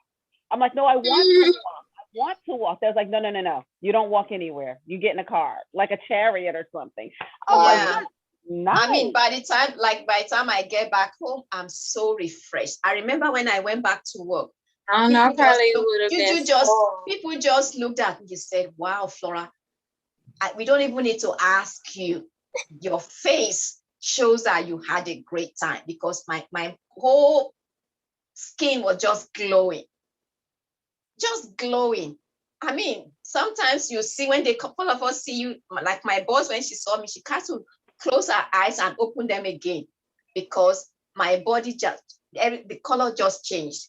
And they wonder, they look at you and think, I say, you know what? Some of us are kings and queens, even my dad says to me that we're from a royal family. He said he could have been the king in his village, but because he said always, for whatever reason, I always felt as if I was royal. I always favorite colors was purple. Yep. And I just imagine having royal themes as a child or whatever. Gold and purple. Right. Yep. Let me tell you, when I was in the airport and before I opened up my mouth, they didn't know if I was American or anything. So some of them were trying to push, let me push by her. And then I got mad because all these people were just pushing by me. And then I finally said in the middle of the airport, if one more effing person touches me, I'm going to kick somebody. MF, I was cursing. And as soon as I heard the accent, they was like, whoop, back up, rewind. Don't nobody better touch her. Wow. Don't nobody better touch her. I mean, it took me cursing people out in the middle of the airport. I was cursing people out. And as soon as they heard my accent, it was like, nobody touch her. Nobody touch her. Get away from her. Nobody touch her. And if anybody thought about coming near me, it was like instantaneous, like protection right there. Yeah, because if you are going to a place like Nigeria, make sure that you have somebody picking you up from the airport, or you booked your everything, because right from the airport, you get people trying to, do whatever. But when you tell them, no, they want to push your this thing, but everything, it costs money. Things have changed. So I was going through customs, so I hadn't had a chance to get out into like the right, but because I did have people picking me up. I had more than one person picking me up. So this is me going through customs. And this is when they were like, okay, she's not one of us. We better cut that out. I'm like, yeah, because I could smack y'all around and I'm pretty sure nothing is going to happen to me. I'm pretty doggone sure nothing's going to happen to me. Do something else and see what happens. They was like, oh, Lord. And then the men were like, oh, yeah, what she said. If anybody even thinks about coming near her, y'all going to get that work from us. I'm like, yeah, what they said. Yeah, what they said. Yeah. But you will enjoy it once you get there. Once you get past all those little things, you'll enjoy it, because it's just, you will enjoy it. The treatment, the food, and the way they will carry you as if you are, you'll enjoy it. And you have you're going to get a lot of laughs. You get laughing is just, They were okay. I did get teased once. They were like, hey, Sherry, come here. They call me Sherry. Hey, we're going to make you feel like home. Why they took me to a McDonald's? I'm like, if y'all don't get that. I'm like, if y'all I think You know, I think what they enjoy the most, they love to listen to stories from abroad. You know, when you start telling your stories, they just love to listen, you know? But I ain't say nothing about McDonald's. They was doing that to tease me. I'm like, why y'all taking me to McDonald's? If I want to go to McDonald's, I wait till I go home. I don't show me no McDonald's or nothing else that even looks like a golden arch. I mean, come on. I don't stop it. Wow. Yeah, they did that to tease. That's Yeah. Well, I look forward to going to, moving back to Africa, but not yet. Yeah, not yet. Life is, like when my parents moved back in the 70s, it was okay at the time, but things just changed. Yeah. Well, you already sound like you're well-traveled, mother. I can't wait to get all of those locations and different things under my belt. Yeah, it's good to travel and see the world, it's just amazing to do that. I'm not well traveled, but I have been to a few places, but I wouldn't say I'm well traveled. I haven't been to Asia. I haven't been to Asia at all. And Asia, I hear is another beautiful, beautiful places.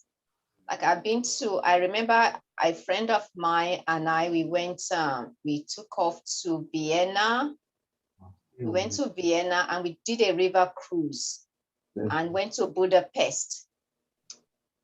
When we arrived in Vienna, we got picked up by, she had this friend that lived there and was working for one of the embassies. I think she was working for the Kenyan embassy. So she picked us up and we stayed in her house. We just had a great time. We really had a great time. Then after a few days in Vienna, we took a first class train. We booked everything from Canada. And then we took a first class train to Budapest. I think it's about, I don't know how many, maybe a couple of hours on the train. And then I remember when we stepped out of the train, came outside, we were just in awe. We looked at the architecture of those places. It was just in awe. We were in awe. I remember I used to go my yoga class. The lady there said, when I told her I was going to Budapest, she said, oh my gosh, you're going to love it in Budapest. She said, it's one of those places that was not bombed during the Second World War. So all the architects are still intact. Well, I was amazed when I arrived in Budapest. Come and see the architecture, the buildings. I was in awe. And so we took a taxi to our hotel. We were staying at the Marriott, but the taxi took us to another Marriott. Anyway, finally took us back to where we were supposed to go to. And then we arrived, everywhere was quiet. So we went to our room. When we arrived in our room, the rooms were like, wow. It was nothing compared to North America. I mean, everything was just awesome. The sink were different. It was as if everything was brand new. We were just happy. So we settled ourselves down, we cleaned up, and then we went downstairs to the restaurant. And then one of the chefs came to us. He could speak English. So he told us, what the menu was, and when we ordered everything we wanted. And so we went back to our room. The next day we woke up. When we got back we came downstairs to have breakfast. The place was full of tourists, and they had continental breakfast, all different kinds of food. Oh my gosh, we just loved it. And their continental breakfast is not like ours. They go no, it's not like they have some stale donuts and stale, Lord knows you don't even know what it is. It's so different. Everything tastes different too. Everything tastes much better. Mm-hmm. My friend said, let's move to Budapest. I said, oh, you got to have money to live here. We're still working. We loved it. And then we took a bus tour. We also did the boat one, I think. Oh my God, it was beautiful. And then after we took the tour, and then we had to drop our suitcases to where we're going to board the ship. And that was at the Intercontinental Hotel. And the hotel is huge. And so we dropped our suitcases. We had plenty of time to kill. So my friend said she wanted to have her hair done. So she went to the salon in the hotel. And I said I wanted a massage. So I went and had my massage. Was awesome. So we had him. And then when she finished doing her hair, she came up to me. She said she wanted a massage too. So she got her massage done. And then in the late afternoon, we boarded our ship. And when we entered the ship, oh my God, we loved it. It was just amazing trip. And then we stopped at different places. And then each of the different places we stopped at, we had a tour of the place. And then I think we went to one of the, I think it was Slovenia, which was one of the USSR. So when we got there, we could still see, you know, the Eastern, you know, how everything was done in, you know, in the what they call the Iron Curtain. I mean, that trip we'll never forget. And then when we came back, my friend said, oh my God, that was a wonderful trip. And we didn't pay that much to go there, you know. We wanted to do, what was it place now? There was another place we wanted to go to, but when we came back from the river cruise, we were tired and the weather wasn't that great. And then you know, the people we were staying with, they didn't want us to go anywhere. They wanted us to spend time with them. But it was a lovely trip. I will never forget that trip. It was a lovely trip. I would do it again, you know. I would do it again. And then we stopped at where I think it was, I don't know whether it was one of the classical music. I don't know whether it was not Beethoven, one of the ones that comes from Vienna. What's his name now? We went to where he was born, you know. And you know, when you are in Vienna, you can go to the opera. Even they have these squares where people are playing their music, and then you can dance. It's just beautiful. And shopping was also great. You know, shopping was good. My friend was a shopaholic, so shopping with her was good. We went to all the different stores. Oh, yeah, it was lovely, lovely, lovely. And then I had a friend that comes from, you know, her parents are from Portugal. So when she got married again, she got married in Portugal, and I was invited. So I went to Portugal as well. That was another beautiful trip. And Portugal is a lovely place too. And then Spain, I was staying in a place where Spain was just like 15 minutes drive.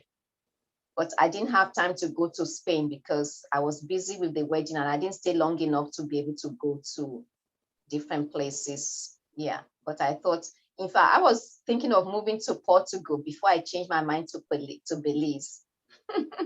I would love to go to Portugal. That was one of my very next steps, was to go to Portugal before all this stuff started. Yeah, Portugal is a beautiful place, a lovely place. And very historic, very historic.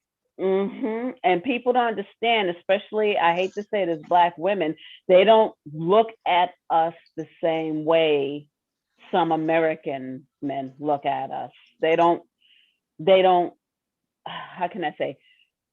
It's not that polarizing, you know what I mean? And with the men, it's very straightforward. If they think you're attractive, they think you're attractive. They don't, you know. Yeah, they don't go up. Yeah, I understand what you're saying. They let you know how they feel straight away. They don't, yeah. Oh my God, if they like you, you know it. If they don't like you, you know it. You're like, exactly. And it's never indifferent, like, I'm just gonna look at her and shrug my shoulders, you know. If they don't like you, you'll know it. Oh, believe me. I remember at my friend's wedding, so I'm dancing with this Portuguese man, and he was going on, you know, and everybody was looking at us, and I'm thinking, I was just enjoying myself. But you know, they're very romantic. The you know, Spanish men, they're very romantic people. So Yeah, when I and went down and to yeah, DR and I learned how, well, because I know how to do the Argentine tango. So when I went down there and I started dancing the tango, they was like, "Whoa, wait, yeah, where you from? Like what? Wait, what? Oh my goodness!" And next thing you know, I had a whole line of, I had a whole dance card full of people. And yeah. they was like, and I was like, no, I gotta sit down, And they were like, okay, but I'm next, right? I'm next, right? Like, yes, you're next. Yes, you're next. And they be trying to get their little 3-minute flirt on. I'm like, no, it's only a 3-minute dance, and then we're done. You're done. Yeah, exactly, exactly. Just that's No. it. That's it. Mindset to her exactly. 3 minute Mhm. dance and that's it. 3-minute dance, and you're done. Let's scratch And your you're name on the done. dance card. Exactly. Yes, yeah, and they love that. They was like, "Oh my gosh, she knows how to do that." I'm like, "Yes, I know how to." I'm like, "We taught you guys how to do this." Yeah, I didn't learn this on your own. We taught you, learned it from us, But Exactly. but yeah, it's And fun. then I also went to Cuba. Cuba was another lovely place I enjoyed. I spent 3 weeks in Cuba. I stayed, one of my friends, they're diplomats. The husband was ambassador of Nigeria to Cuba. So I went. Oh, that was another one. And then I the would day like to go. when I arrived, everywhere, when I came out of, I said, oh, this reminds me of Africa. Everything just looked like when you're in Africa. It was like, wow. And boy, the way, and then of course, because they're diplomats, there was one of their friends had a party. It was around Christmas time. And I thought, wow, these people are living living the life of their life. They don't, and when their time is up, they don't want to leave, right? They don't want to leave. They are having good time. We went dancing. There was one evening we were dropped off and we spent the whole evening dancing. Oh my gosh. Yeah, it was such a lovely evening. And we just danced the night away. Like they say in Cuba, they love to dance and they have dancing schools all over the place. But we had a great time. And yeah, and then we went to one of the resorts to spend the weekend. Oh, that was beautiful. I remember on the Christmas day, I was on the beach. And I thought to myself, I'm so happy I came because I could remember Canada would be like freezing rain, snow, and I'm splashing away on the beach. Oh my God, it was beautiful. We need to plan a trip. We need to plan a mother's trip. We do. Go to these places. I want to get my nationality first so that I don't have to take the job. I don't have to take the tests. So that's what I'm planning. Once I start, because I need to travel, I need to go to Canada, I need to go to London, UK. I need to go to visit my mom in Texas, Houston, Texas. I need to go to Nigeria. So I have all these different trips that I want to do, but I don't want to take the jab. I don't want to take the vaccine. So I just need to do I have my travel card and nationality card. I just need to do my proclamation. I'm working on them because there are some things that we're doing some research on to change. So that's what's delaying me. So as soon as we're done, I'm sending mine off to be, sealed and I'm, and then I'll have my residency for here because I'm going to be sending my proclamation to immigration here and in Canada. And then I'm also sending my notice of travel to the airline when I'm ready to travel so that they know I'm coming. So I'm not going to be taking any tests. Puts all of that to test. Yeah. You got it all. Got it See covered. how all that goes. For me, I want to make sure that I have all the documents in place and get all the documents to go before you travel so that you know that you've done your best, and then you can, if you meet up with any challenges, you can speak your then I have to deal with it as at that time. So I don't want to just go there and say, well, I'm just going to take the test and then travel. No, I'm not going to do that. Some people are doing that, but I'm not going to do that.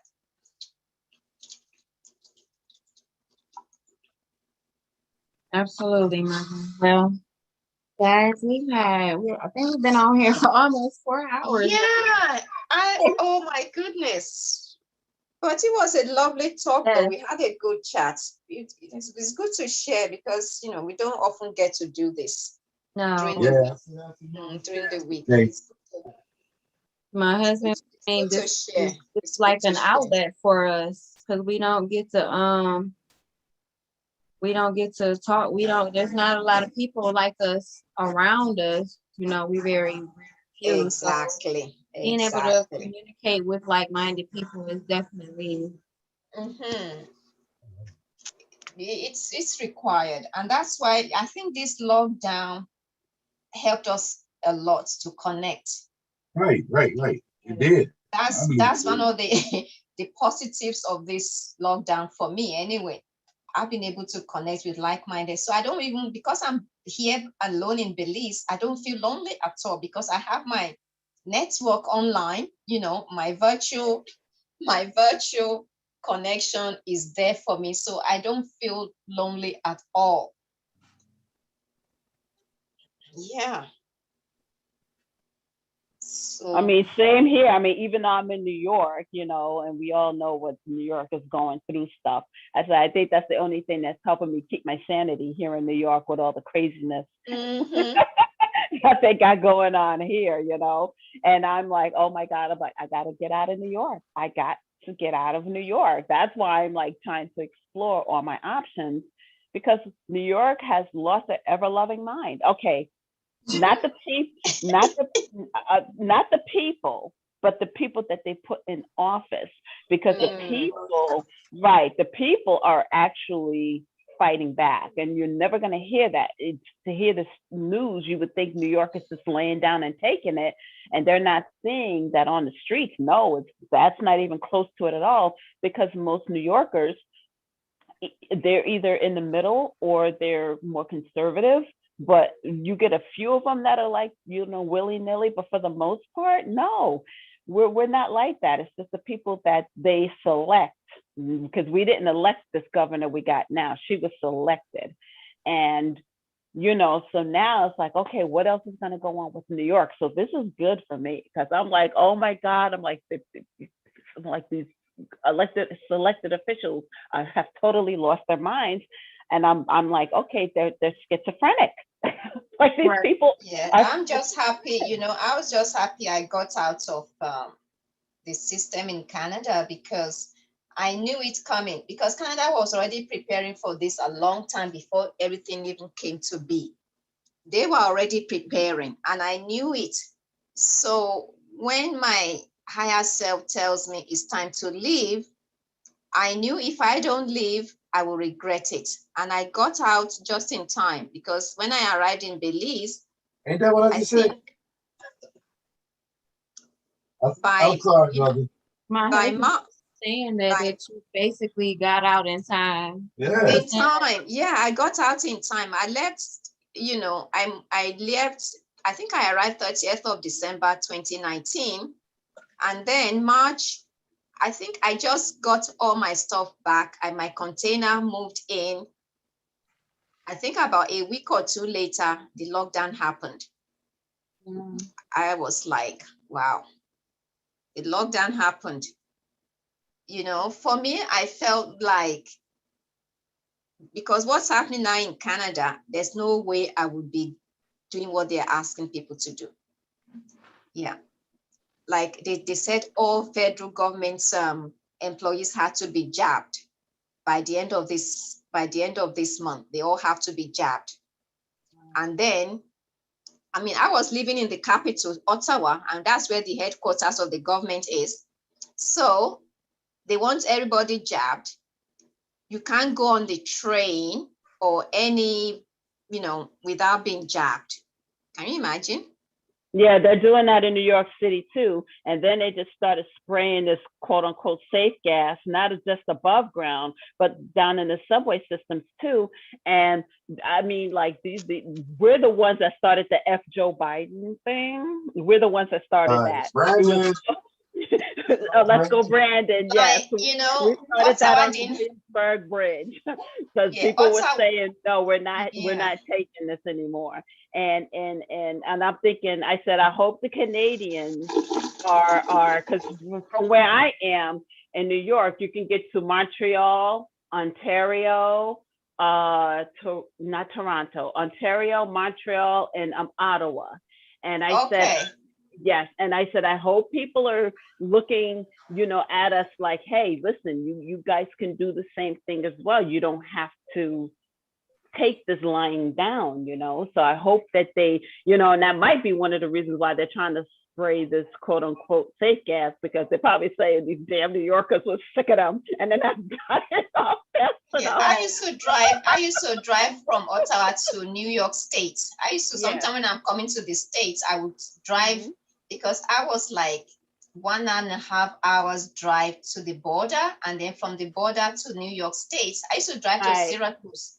I would sometimes I would park my car. Yeah, I will park my car at Syracuse and pick up the flights from Syracuse to wherever I want to go to. I've actually done from Syracuse to New York. They just now opened up the borders between New York and Canada, like a couple of weeks ago. And really? Honestly, it was New York that was pushing for it. There was a lot of people pushing for it in New York. So I'm hoping people in Canada look and see, because New Yorkers, we're pushing for a whole lot of stuff. And there's a whole lot of stuff we're like, no, we're not gonna take this. Again, we were the one that started the Canadians too are pushing, but they're not saying it on TV. That's the thing. There's a lot of even Canadians are passive people, but a lot of them are coming out protesting. Yeah, protesting. It's just, I could not live there, because I knew if I stayed in the government, I would do something that would just ruin my reputation. So I said, better to just leave now. Well, we have a whole lot of. I've had it. Yeah, I've had it up to, because they're Canadians are very racist, but and they tell a lot of lies. So that's why we had a lot of state troopers leave. We had paramedics leave, doctors leave, nurses leave, frontline workers leave, people. So we have it's not that good, because we have a whole lot of like state workers who are like, no, and they're not even reporting this, but it's like a lot. And like, so in the section where I am, we're owned by a lot of the healthcare systems is owned by Trinity. It's called Trinity Healthcare System. And so they enacted this, okay, we're going to do the separation of the church and state thing. And since we're Trinity Healthcare Network and we're owned by, the whole, Christian thing, we're going to go that route. And so based off of that, a lot of the people that work for these areas, these companies was like, no, we're not doing that. We're not doing that. And not only that, the people are like, okay, if you do this, because they've paid the churches to jab their people. But they can actually do that separation of church and state thing if they want to. And we've had people saying, if our loved ones die while they're in this hospital or nursing home or whatever, we're going to sue you. We're suing you. We're going to hold you responsible because you're mandating this. So right now, these companies in my area are scared. They're like, okay, they ain't got nothing better to do in the middle of winter and file all those lawsuits. So they're scared right now. So right now, they're not even pushing the issue. They're not even going there, because bad enough they were like, okay, but Cuomo did this to us to begin with last year. Cuomo Cuomo was the one that had all these sick people going to these nursing homes. And if it wasn't for him, we really, in my area, wouldn't even have that many COVID cases. But because he did that, he literally put people with COVID into nursing homes where people didn't have it. And then that's when the whole outbreak started and all these people in the nursing home died. So yeah, we've just had, and New Yorkers have had it. We've had it. So yeah. Well, they do say they make more money when you're dead than when you are alive. So you know why they want to get rid of the old people. Thanks. Yeah. Anyway. It's bad. Well, I was listening to next year's predictions. There's a guy that I listen to. He does, the following year's predictions. So he was saying that more and more people are going to come together in unity. And yeah, the prediction seems pretty better than he said that we're going to get our world back. If humanity is going to get their world back. And he said, we're going to start seeing, people of all tribes, nationalities coming together. He said humanity is going to get their visions back. We're going to start seeing the effect of all the lockdowns on the children. He said, and then, he said, we're going to start to see powerful warrior queens and kings come to the forefront to protect their children. Did you see about Operation Looking Glass, right? You know about Operation Looking Glass? No, I haven't heard about that one. Okay, so quick story short, Operation Looking Glass is supposedly where these, so-called cabal people, elite, whatever, had that machine, very similar to the one that you see over in the movie Contact with Jodie Foster. The machine is very similar to that. And basically, because they have our ancient technologies and stuff like that, they was able to look through this looking glass and actually open up kind of like a portal. And I don't know if any of you see not Doctor Strange, Infinity Wars, when Doctor Strange was doing that whole thing where he was looking ahead, and looked at 4 million scenarios. Well, apparently Operation Looking Glass has this device that lets someone do that, allow them to do that. And they looked ahead, and in no scenario did they see where they won, not one scenario. So basically, They've been trying to go back through this looking glass and trying to change things. But while they're trying to change things, their actions have caused them to be able to bring stuff forward quicker. So basically, what they was hoping that they wouldn't do is what they inadvertently didn't want to happening. And basically what they said was, because they won't stop, it's not in their nature to stop messing with stuff, that they are actually causing the Great Awakening. They're causing it. And what they didn't want happening is people are, like Mother said, coming together, and they didn't see this whole vibration of the earth rising. So that's why they're right now they're trying to throw everything at us but the kitchen sink. But what they're doing is causing now, because our vibrations are raising higher, we are creating this reality that we see where people are coming together. And now they're like, oh, fudge, we did this. Like, you did. You ticked off people. Now people are waking up, and now people are starting to see. And now what you didn't want happening. So they try to go back through this looking glass and try to change it. And every time they go back through the looking glass to try to change it, it ended up bringing us closer to us uniting. So every time they try to stop it, it actually has the opposite effect in bringing us more together. So that's the Operation Looking Glass. So they literally are causing what they're seeing now, even though they didn't mean to. But so now, so we're all coming together, and now we're all waking up, the Great Awakening. So, Well, they do say that whatever they plan will destroy them anyway. So and that also. Right, and they're so afraid of losing power, which they are doing now, that they keep going back to this looking glass. It's almost like a little wormhole, trying to change things, and they can't. No scenario that they see works. Every scenario that they see lost. The other fact of the matter is, when the earth starts to heat up, even their bunkers where they said they built, they're going to be taken out of those bunkers, because the whole thing is going to blow up, because the heat will get rid of them. Because right, all the earthquakes,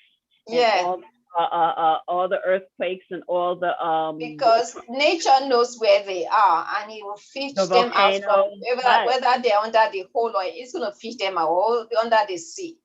It's going to go for them wherever they're hiding themselves. They're going to be taken out. Right.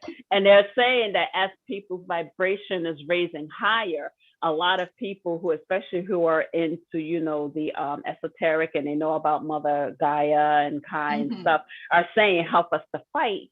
She's like, okay, let me start this earthquake here. Let me let this volcano erupt here. Let me do this hurricane here. Let me, you know, and no, they can go ahead and have these underground bunkers and tunnels all they want to. For all they know, they built their bunker right next to a lava pit that's ready to explode. Then I'm like, okay, well, go exactly. ahead. Then go right on ahead. Then go right on ahead, because nowhere that they go is going to be safe either. It's not going to be safe.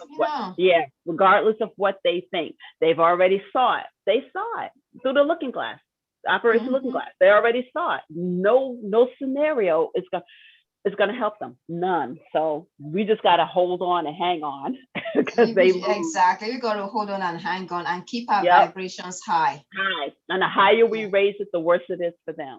The worse it is for them. Yeah. So every scenario they lost, every single scenario that they look back, and they keep trying to go back and change things, and it just makes it worse for them and bring us closer to where we because they think by acquiring a lot of money, they can buy people to get whatever they want done.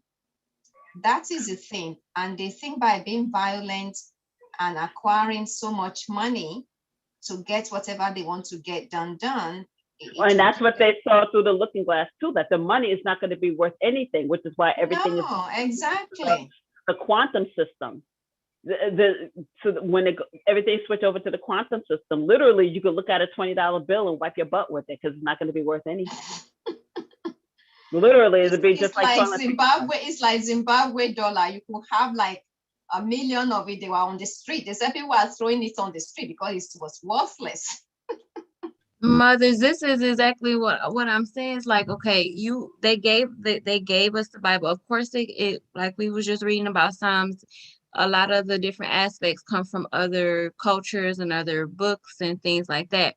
But the thing about it is, right, they tell us, okay, God knows all, he sees all. You know what I'm saying? So how did they figure they were going to get around anything? Like it just it doesn't make sense to me the way that you have to see also that the whole thing is trying to play God. Right. Their fight is against God. They're trying to play God and put themselves there as God. Right. Yeah. And with them, it's all about control. And what they don't understand, what we've been learning about Maya, is everything is about balance. And with them being who they are and how they are, they've caused everything to become off balance, out of the law of Maya. When the earth is like, no, I'm not going to be happy until I'm in balance. I'm not going to be happy until my people are in balance. My air is balanced. My water is balanced. My soil is balanced. My people, our original people, are balanced. And she's doing what she's doing to bring that law of Maya back into balance. Them there, because they are schizophrenic, they are always going to be off balance, which is why everything that they try is going to fail. Everything that they're going to try, it's failed. They already saw it, that God is the one in control. The all is the one that gets the final say. The all is the one, no matter what they say. No matter what they do, they already saw it through the looking glass, Operation Looking Glass. They already saw it. They saw every scenario that they lose. Not one scenario did they win. They forget, we know that the world has been, the different galaxies, different dimensions, all created through the all. And it is the all manifesting itself in all these different dimensions. Right. And they even went through different dimensions. They even, not just timelines, but different dimensions too. Like, okay, well, what if we take this portal and go to this earth? They lost there too. Well, what if we go here to this earth? They lost there too. Well, what if we come here? They lost there too. Every single scenario they lose. Yeah. There's not one that they because win. the ones that are the created beings, it doesn't matter how powerful they become, they cannot be the creator. Exactly. They cannot be the all. You are part of the all. You may be able to share some of its powers, but you cannot overcome the all. You see? Right. And they don't see that. They're thinking, oh, well, we're powerful. But it's like, but you're not more powerful than the all. You just aren't. And you can't even hope to even begin to scratch the surface of what Exactly. all is. That's Exactly. why. So the all is like, oh, okay, you want to go here, you lose there too. Oh, you want to come over here? Okay, well, you lost there too. Oh, you want to come over here? Well, you utterly lost over there. I mean, you Well, so the lost, you beauty, got obliterated over the there. beauty, yeah, the beauty about the all that I love is that it's indestructible. You know, it's indestructible. You know, it can change form, but it cannot never be destroyed. That's the beauty about it all. I love it. And that's what Yeah. they don't get. It's like no matter what, every single day went to this looking glass. They done saw timelines. They done saw different dimensions, different galaxies, different everything, and they lost in every single one. There is not one that they win. So I just tell people, hey, just hang on. It's gonna get rough a little bit, but just to know it didn't matter. It doesn't matter where they think they're gonna run to. They lost, and then it comes to what's that saying? There's gonna come a time where they won't even be able to walk on the earth.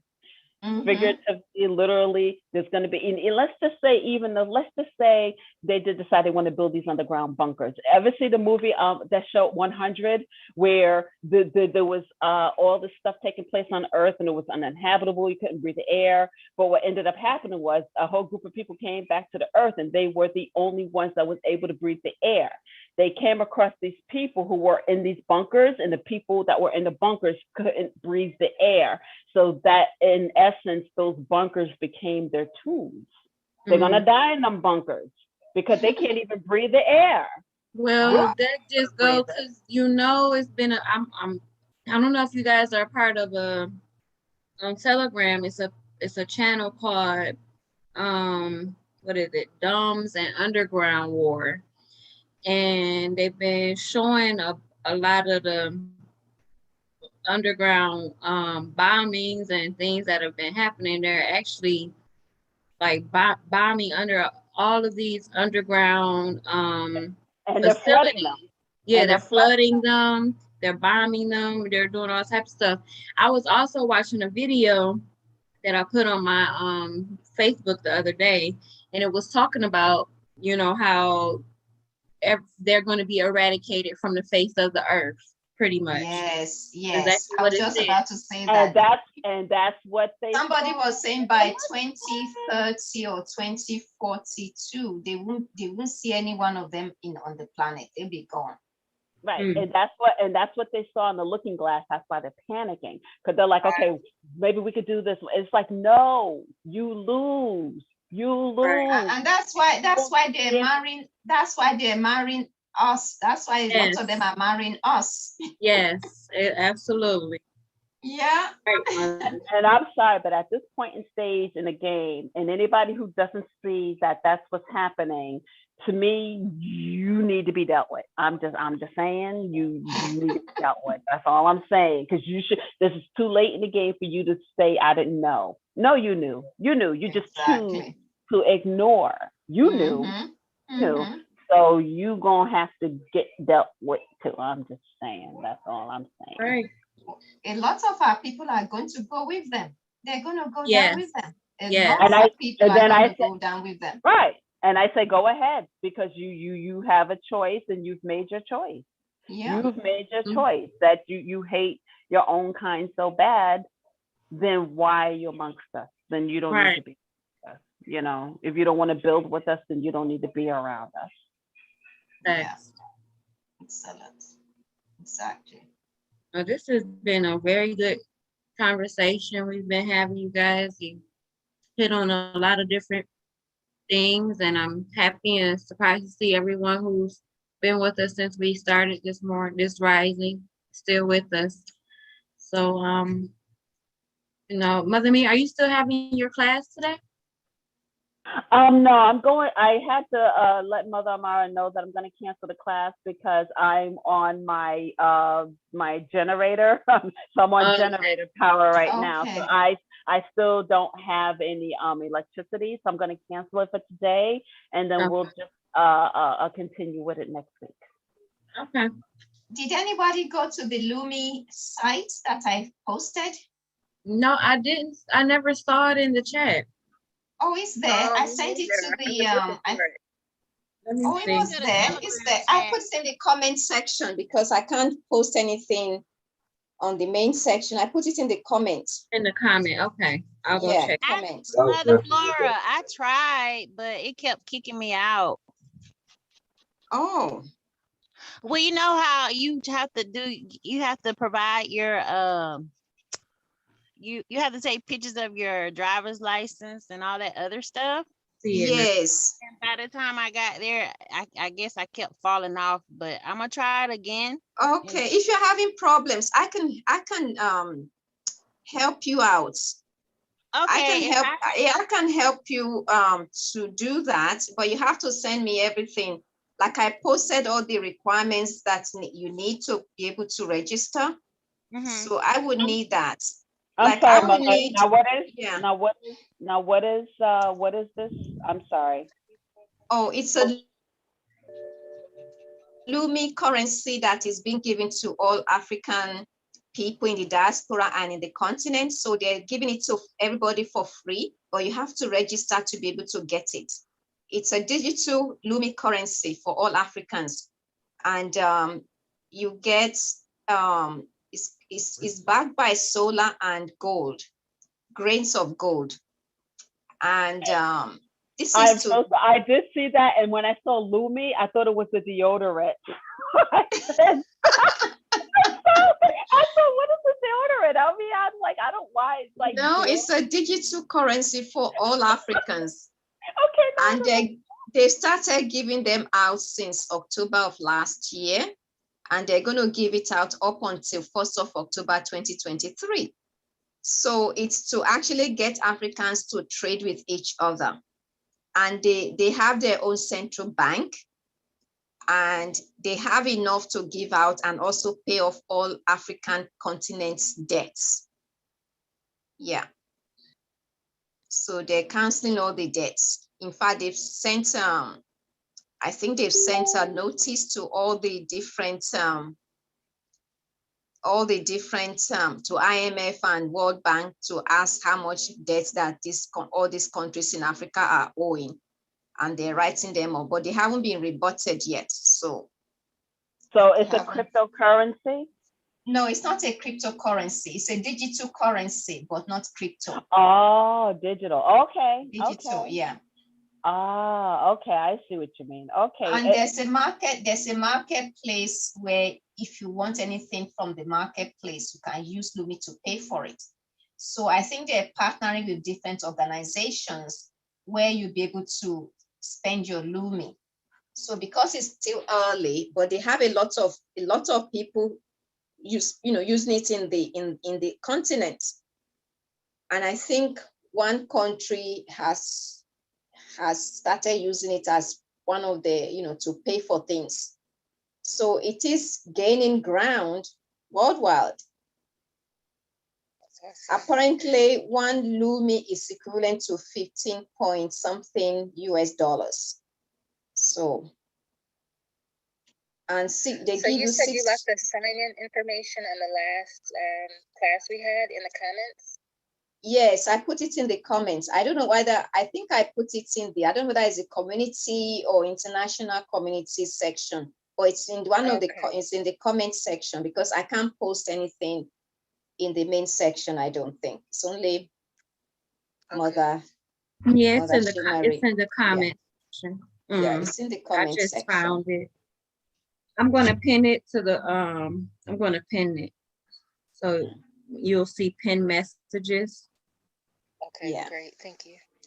The other thing that Are I you doing do class is, on Thursday? Oh, go ahead. yeah, the other thing that I'm part of that is good is called One Hand Can Clap Partner. So it's like a savings. The concept is, a group of us, the way it works is you give to yourself, like you give this £100 gifting, and there's a set of one person that you give that amount to, and then you will get 300 from your 100. At the end of the cycle, you will get back £6,300. And that is to help you to build wealth for yourself and family. And so that is called One Hand Can Clap. I'm part of that. And once you are, when you are in, they have I think the Zoom meeting is on Mondays. So I can post the next meeting on the comment side. If anybody's interested, you can come and see how it works. And yeah, that's another way of, building wealth. You turn your 100 pounds to 6,300. That's what I'm talking And you can, do that over and over again. So for those who don't have money to invest, that will create something for you to at least start your investments. And it's all based on trust.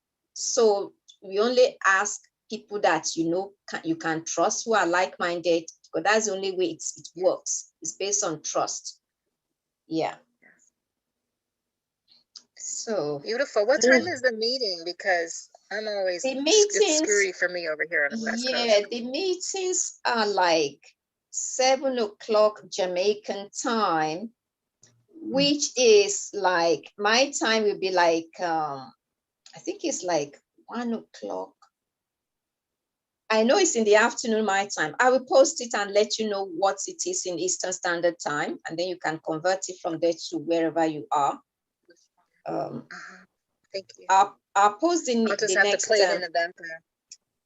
yeah. Yeah, there are different opportunities out there.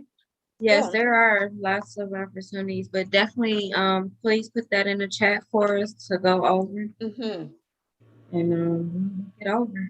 Guys, I have a quick question, if I could, about crypto. Yes. Is crypto part of the whole mark of the beast system? Well, I didn't hear that. Is crypto what? Part of the whole mark of the beast system. Oh, okay. I've been conflicted about going forward. It is very conflicting. It's very conflicting because we don't really know who is who. Which is why from the beginning, I've been in crypto for about 5 years now. And so, just coming into the awakening and get more knowledgeable about things, this is when I started getting into precious metals as well. Yes. So, that's why I've always said it's best to just diversify, because you really don't know, because right now, we really even don't even really know about the XRP and the XLM that's coming out that they're saying is going to be for the new payment system. I recently just seen something that said that it is going to be regulated. So if it's going to be regulated, then that means does that mean it's going to be taxed? I have to do more research into that. But it is a lot of it is conflicting. So, and I also was explaining the other day that I put an article in the chat the other day in regards to that they were talking about the reason why they don't really want cryptocurrency or Bitcoin or anything like that to be successful is because majority of the owners or holders of cryptocurrency are us, because of the redlining and all of that they've done. So it's kind of difficult to really get an understanding and or get an overstanding or actual closure or knowing. And that's just something that, like I said, we're just gonna have to be diverse in our portfolio and just have some of both. Until we can, really, really know more about what's going on, because there's also something I was reading saying that each individual person is going to be awarded $5 billion a piece, and apparently it's going to be paid out in XLM. So there's so much information out there that people are, we don't really know if they are putting this information out there as a reputable source from who's actually in control of these systems, or if they're just speculating. So, at this point, we really can't know. Yeah, what I heard from one of my teachers is that they're using cryptocurrency as their insurance, so that when they lost everything, that's their insurance, and that's when they're going to, you know, get themselves paid. But the important thing for people to know is, as you're making money, to start taking that money out, Right, and it's putting it secured into and your bank and physical. secure it. Is, you know, yes, it's volatile, but you can also make a lot of money from it.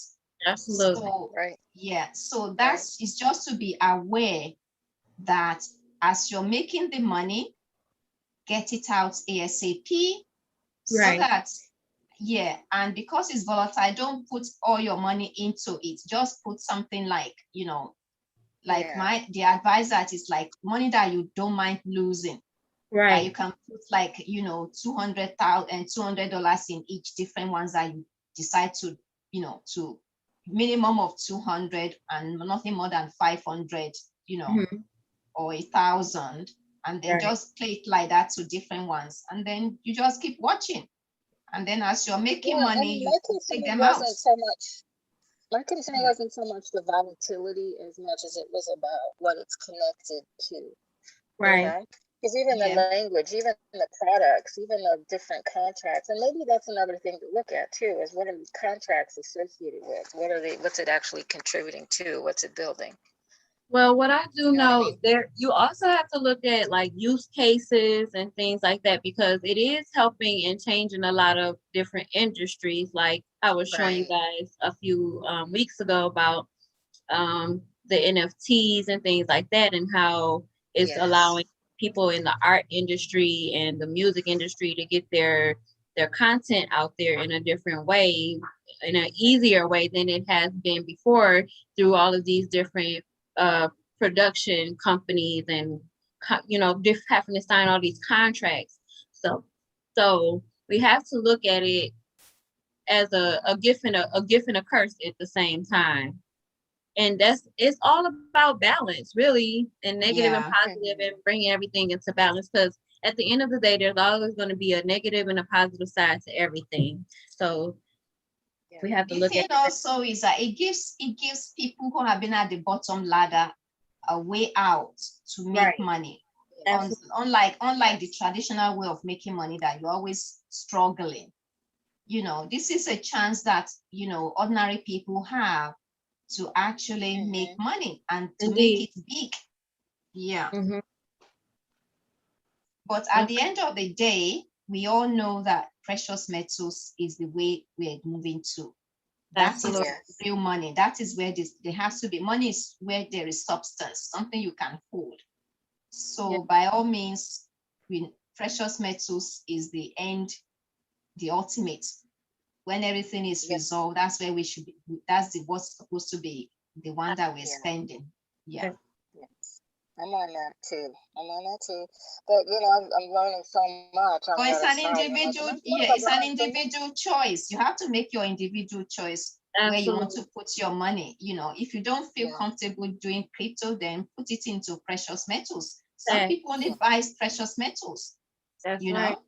But I So it's an want to catapult. There's so many opportunities, like you guys mentioned, to catapult myself in this Yes. market.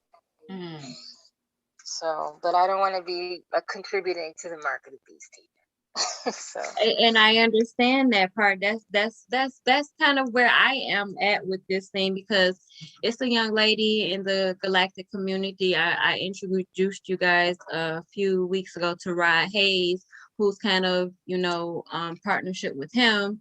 And, she has been posting on her Facebook page, like, the reason why, kind of what we're going through, why we can't get anywhere right now, is because a lot of us are still, still kind of like using tapping to the into the system. the Yep. systems or whatever. And she kind of brought up brought mentioned that it's still having to do with cryptocurrency and things like that. And I've kind of been feeling that way. You understand what I'm saying? I've kind of been Mm-hmm. having those Mm-hmm. feelings myself. So I definitely understand where you at with it. But like we're saying, at this point we just use it right now for being able to get ahead. I believe this is something that will allow us to get into a better position for the time being Mhm. until things do get, this new revolution that's supposed to happen and all of that is over with, So, we just gotta be wise with our Yeah, you just have to be wise and make your decisions well informed. Have an, you have to, absolutely. yeah. All By all right. I'm means, so grateful for you ladies. Thank you so much. Because I have when I'm talking about this stuff to other people, they're looking at me like I'm crazy. It's a very small circle for sure. Yeah, yes, it is. There's So a one, lot of us, but we're so all one spread out. I'll post the on passive meeting. They have meetings Sundays, Wednesdays, and Fridays.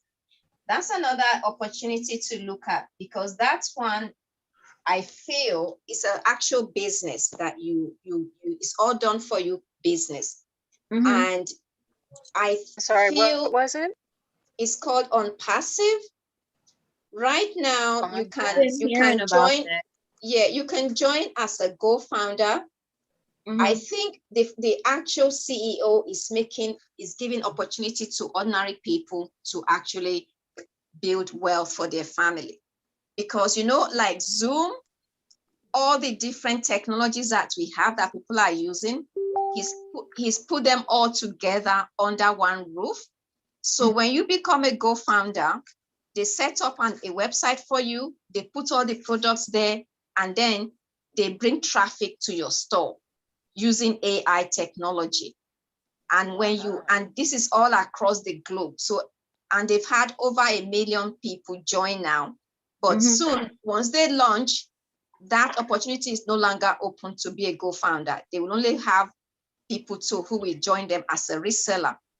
The fact of the matter is, once you join as a co-founder, Mhm. when the business launch, they have a soft launch with, where they test all the thing.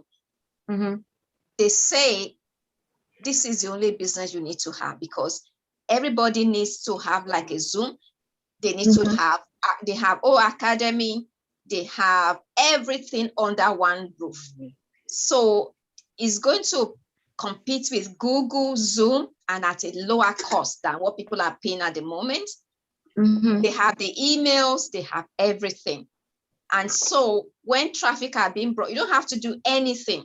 Some people are actually creating more than one account for themselves. Some are having few accounts. It costs $97 to join as a co-founder. Mhm. And then you can bring some people in. When you bring people in, that means you are active. You'll also, when they're making money, you also make a bit of money from them. That is when that will be your team. But even if you don't bring anybody in, you have your store, you have traffic being brought to your store. Okay. They have a wallet they'll put your money in your wallet, and then once you can attach your bank account to your wallet where you are putting your money into your account. Mhm. You don't have to do anything. Everything is done for you. Okay. Okay. Yeah, everything is done for you, and it's a business that you can pass to your grandchildren, to your children. Mhm. Yeah, and people are saying even the founder said you're gonna make within the first year, they're expecting some $1 billion being made. Even without having been launched, they're already making that money. And some people have registered since 2017 or 2018, waiting for the business to launch. And yeah, I'm always so how do I find it? Even if you decide you don't want to go forward with it, they give you back your $97. Mhm. Okay. So Now, how do you find it to log in? they have a meeting tonight. So for guests who wants to, and they explain how it works every time So I'll post the next meeting. There's a meeting tonight, so I'll post that. The meeting is always 8:00 Eastern Standard Time. Okay. 5 p.m. Yeah. Chat for us. It's usually 20 minutes of the presentation, and the rest of the time is Q&A sessions. and they answer every question for you. No. So, yeah. See, Okay. you need to like write a book or something. You have this wealth of knowledge, Sergeant. So. Yes, she does. Yes. Absolutely. Well, ladies, Well, I enjoyed you all today. I'm gonna yeah, get off of here and go ahead and get my day started. Get this. I have to get my breakfast or brunch ready. Yes, My same here. brunch. Yeah, So it's been a great time. absolutely, I always enjoy us when we get together. So we will be back this Tuesday, same time as 6 o'clock p.m. Eastern Standard Time. So if you can be in attendance, that would be great. And then also Wednesday for meditation, community meditation at 6 o'clock p.m. And also on Thursday again at 6 p.m. again for more book reading and wealth building.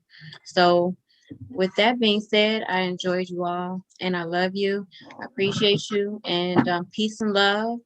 Peace and love, everyone. Guys, Peace and your love, day. mothers. Peace and love, Everyone. mothers. It was a great Enjoy share. your day. Yeah. Share. Thank Thank you you. so much. Peace and love, Thank you for Bye. all everybody. the information that everyone provided. Absolutely.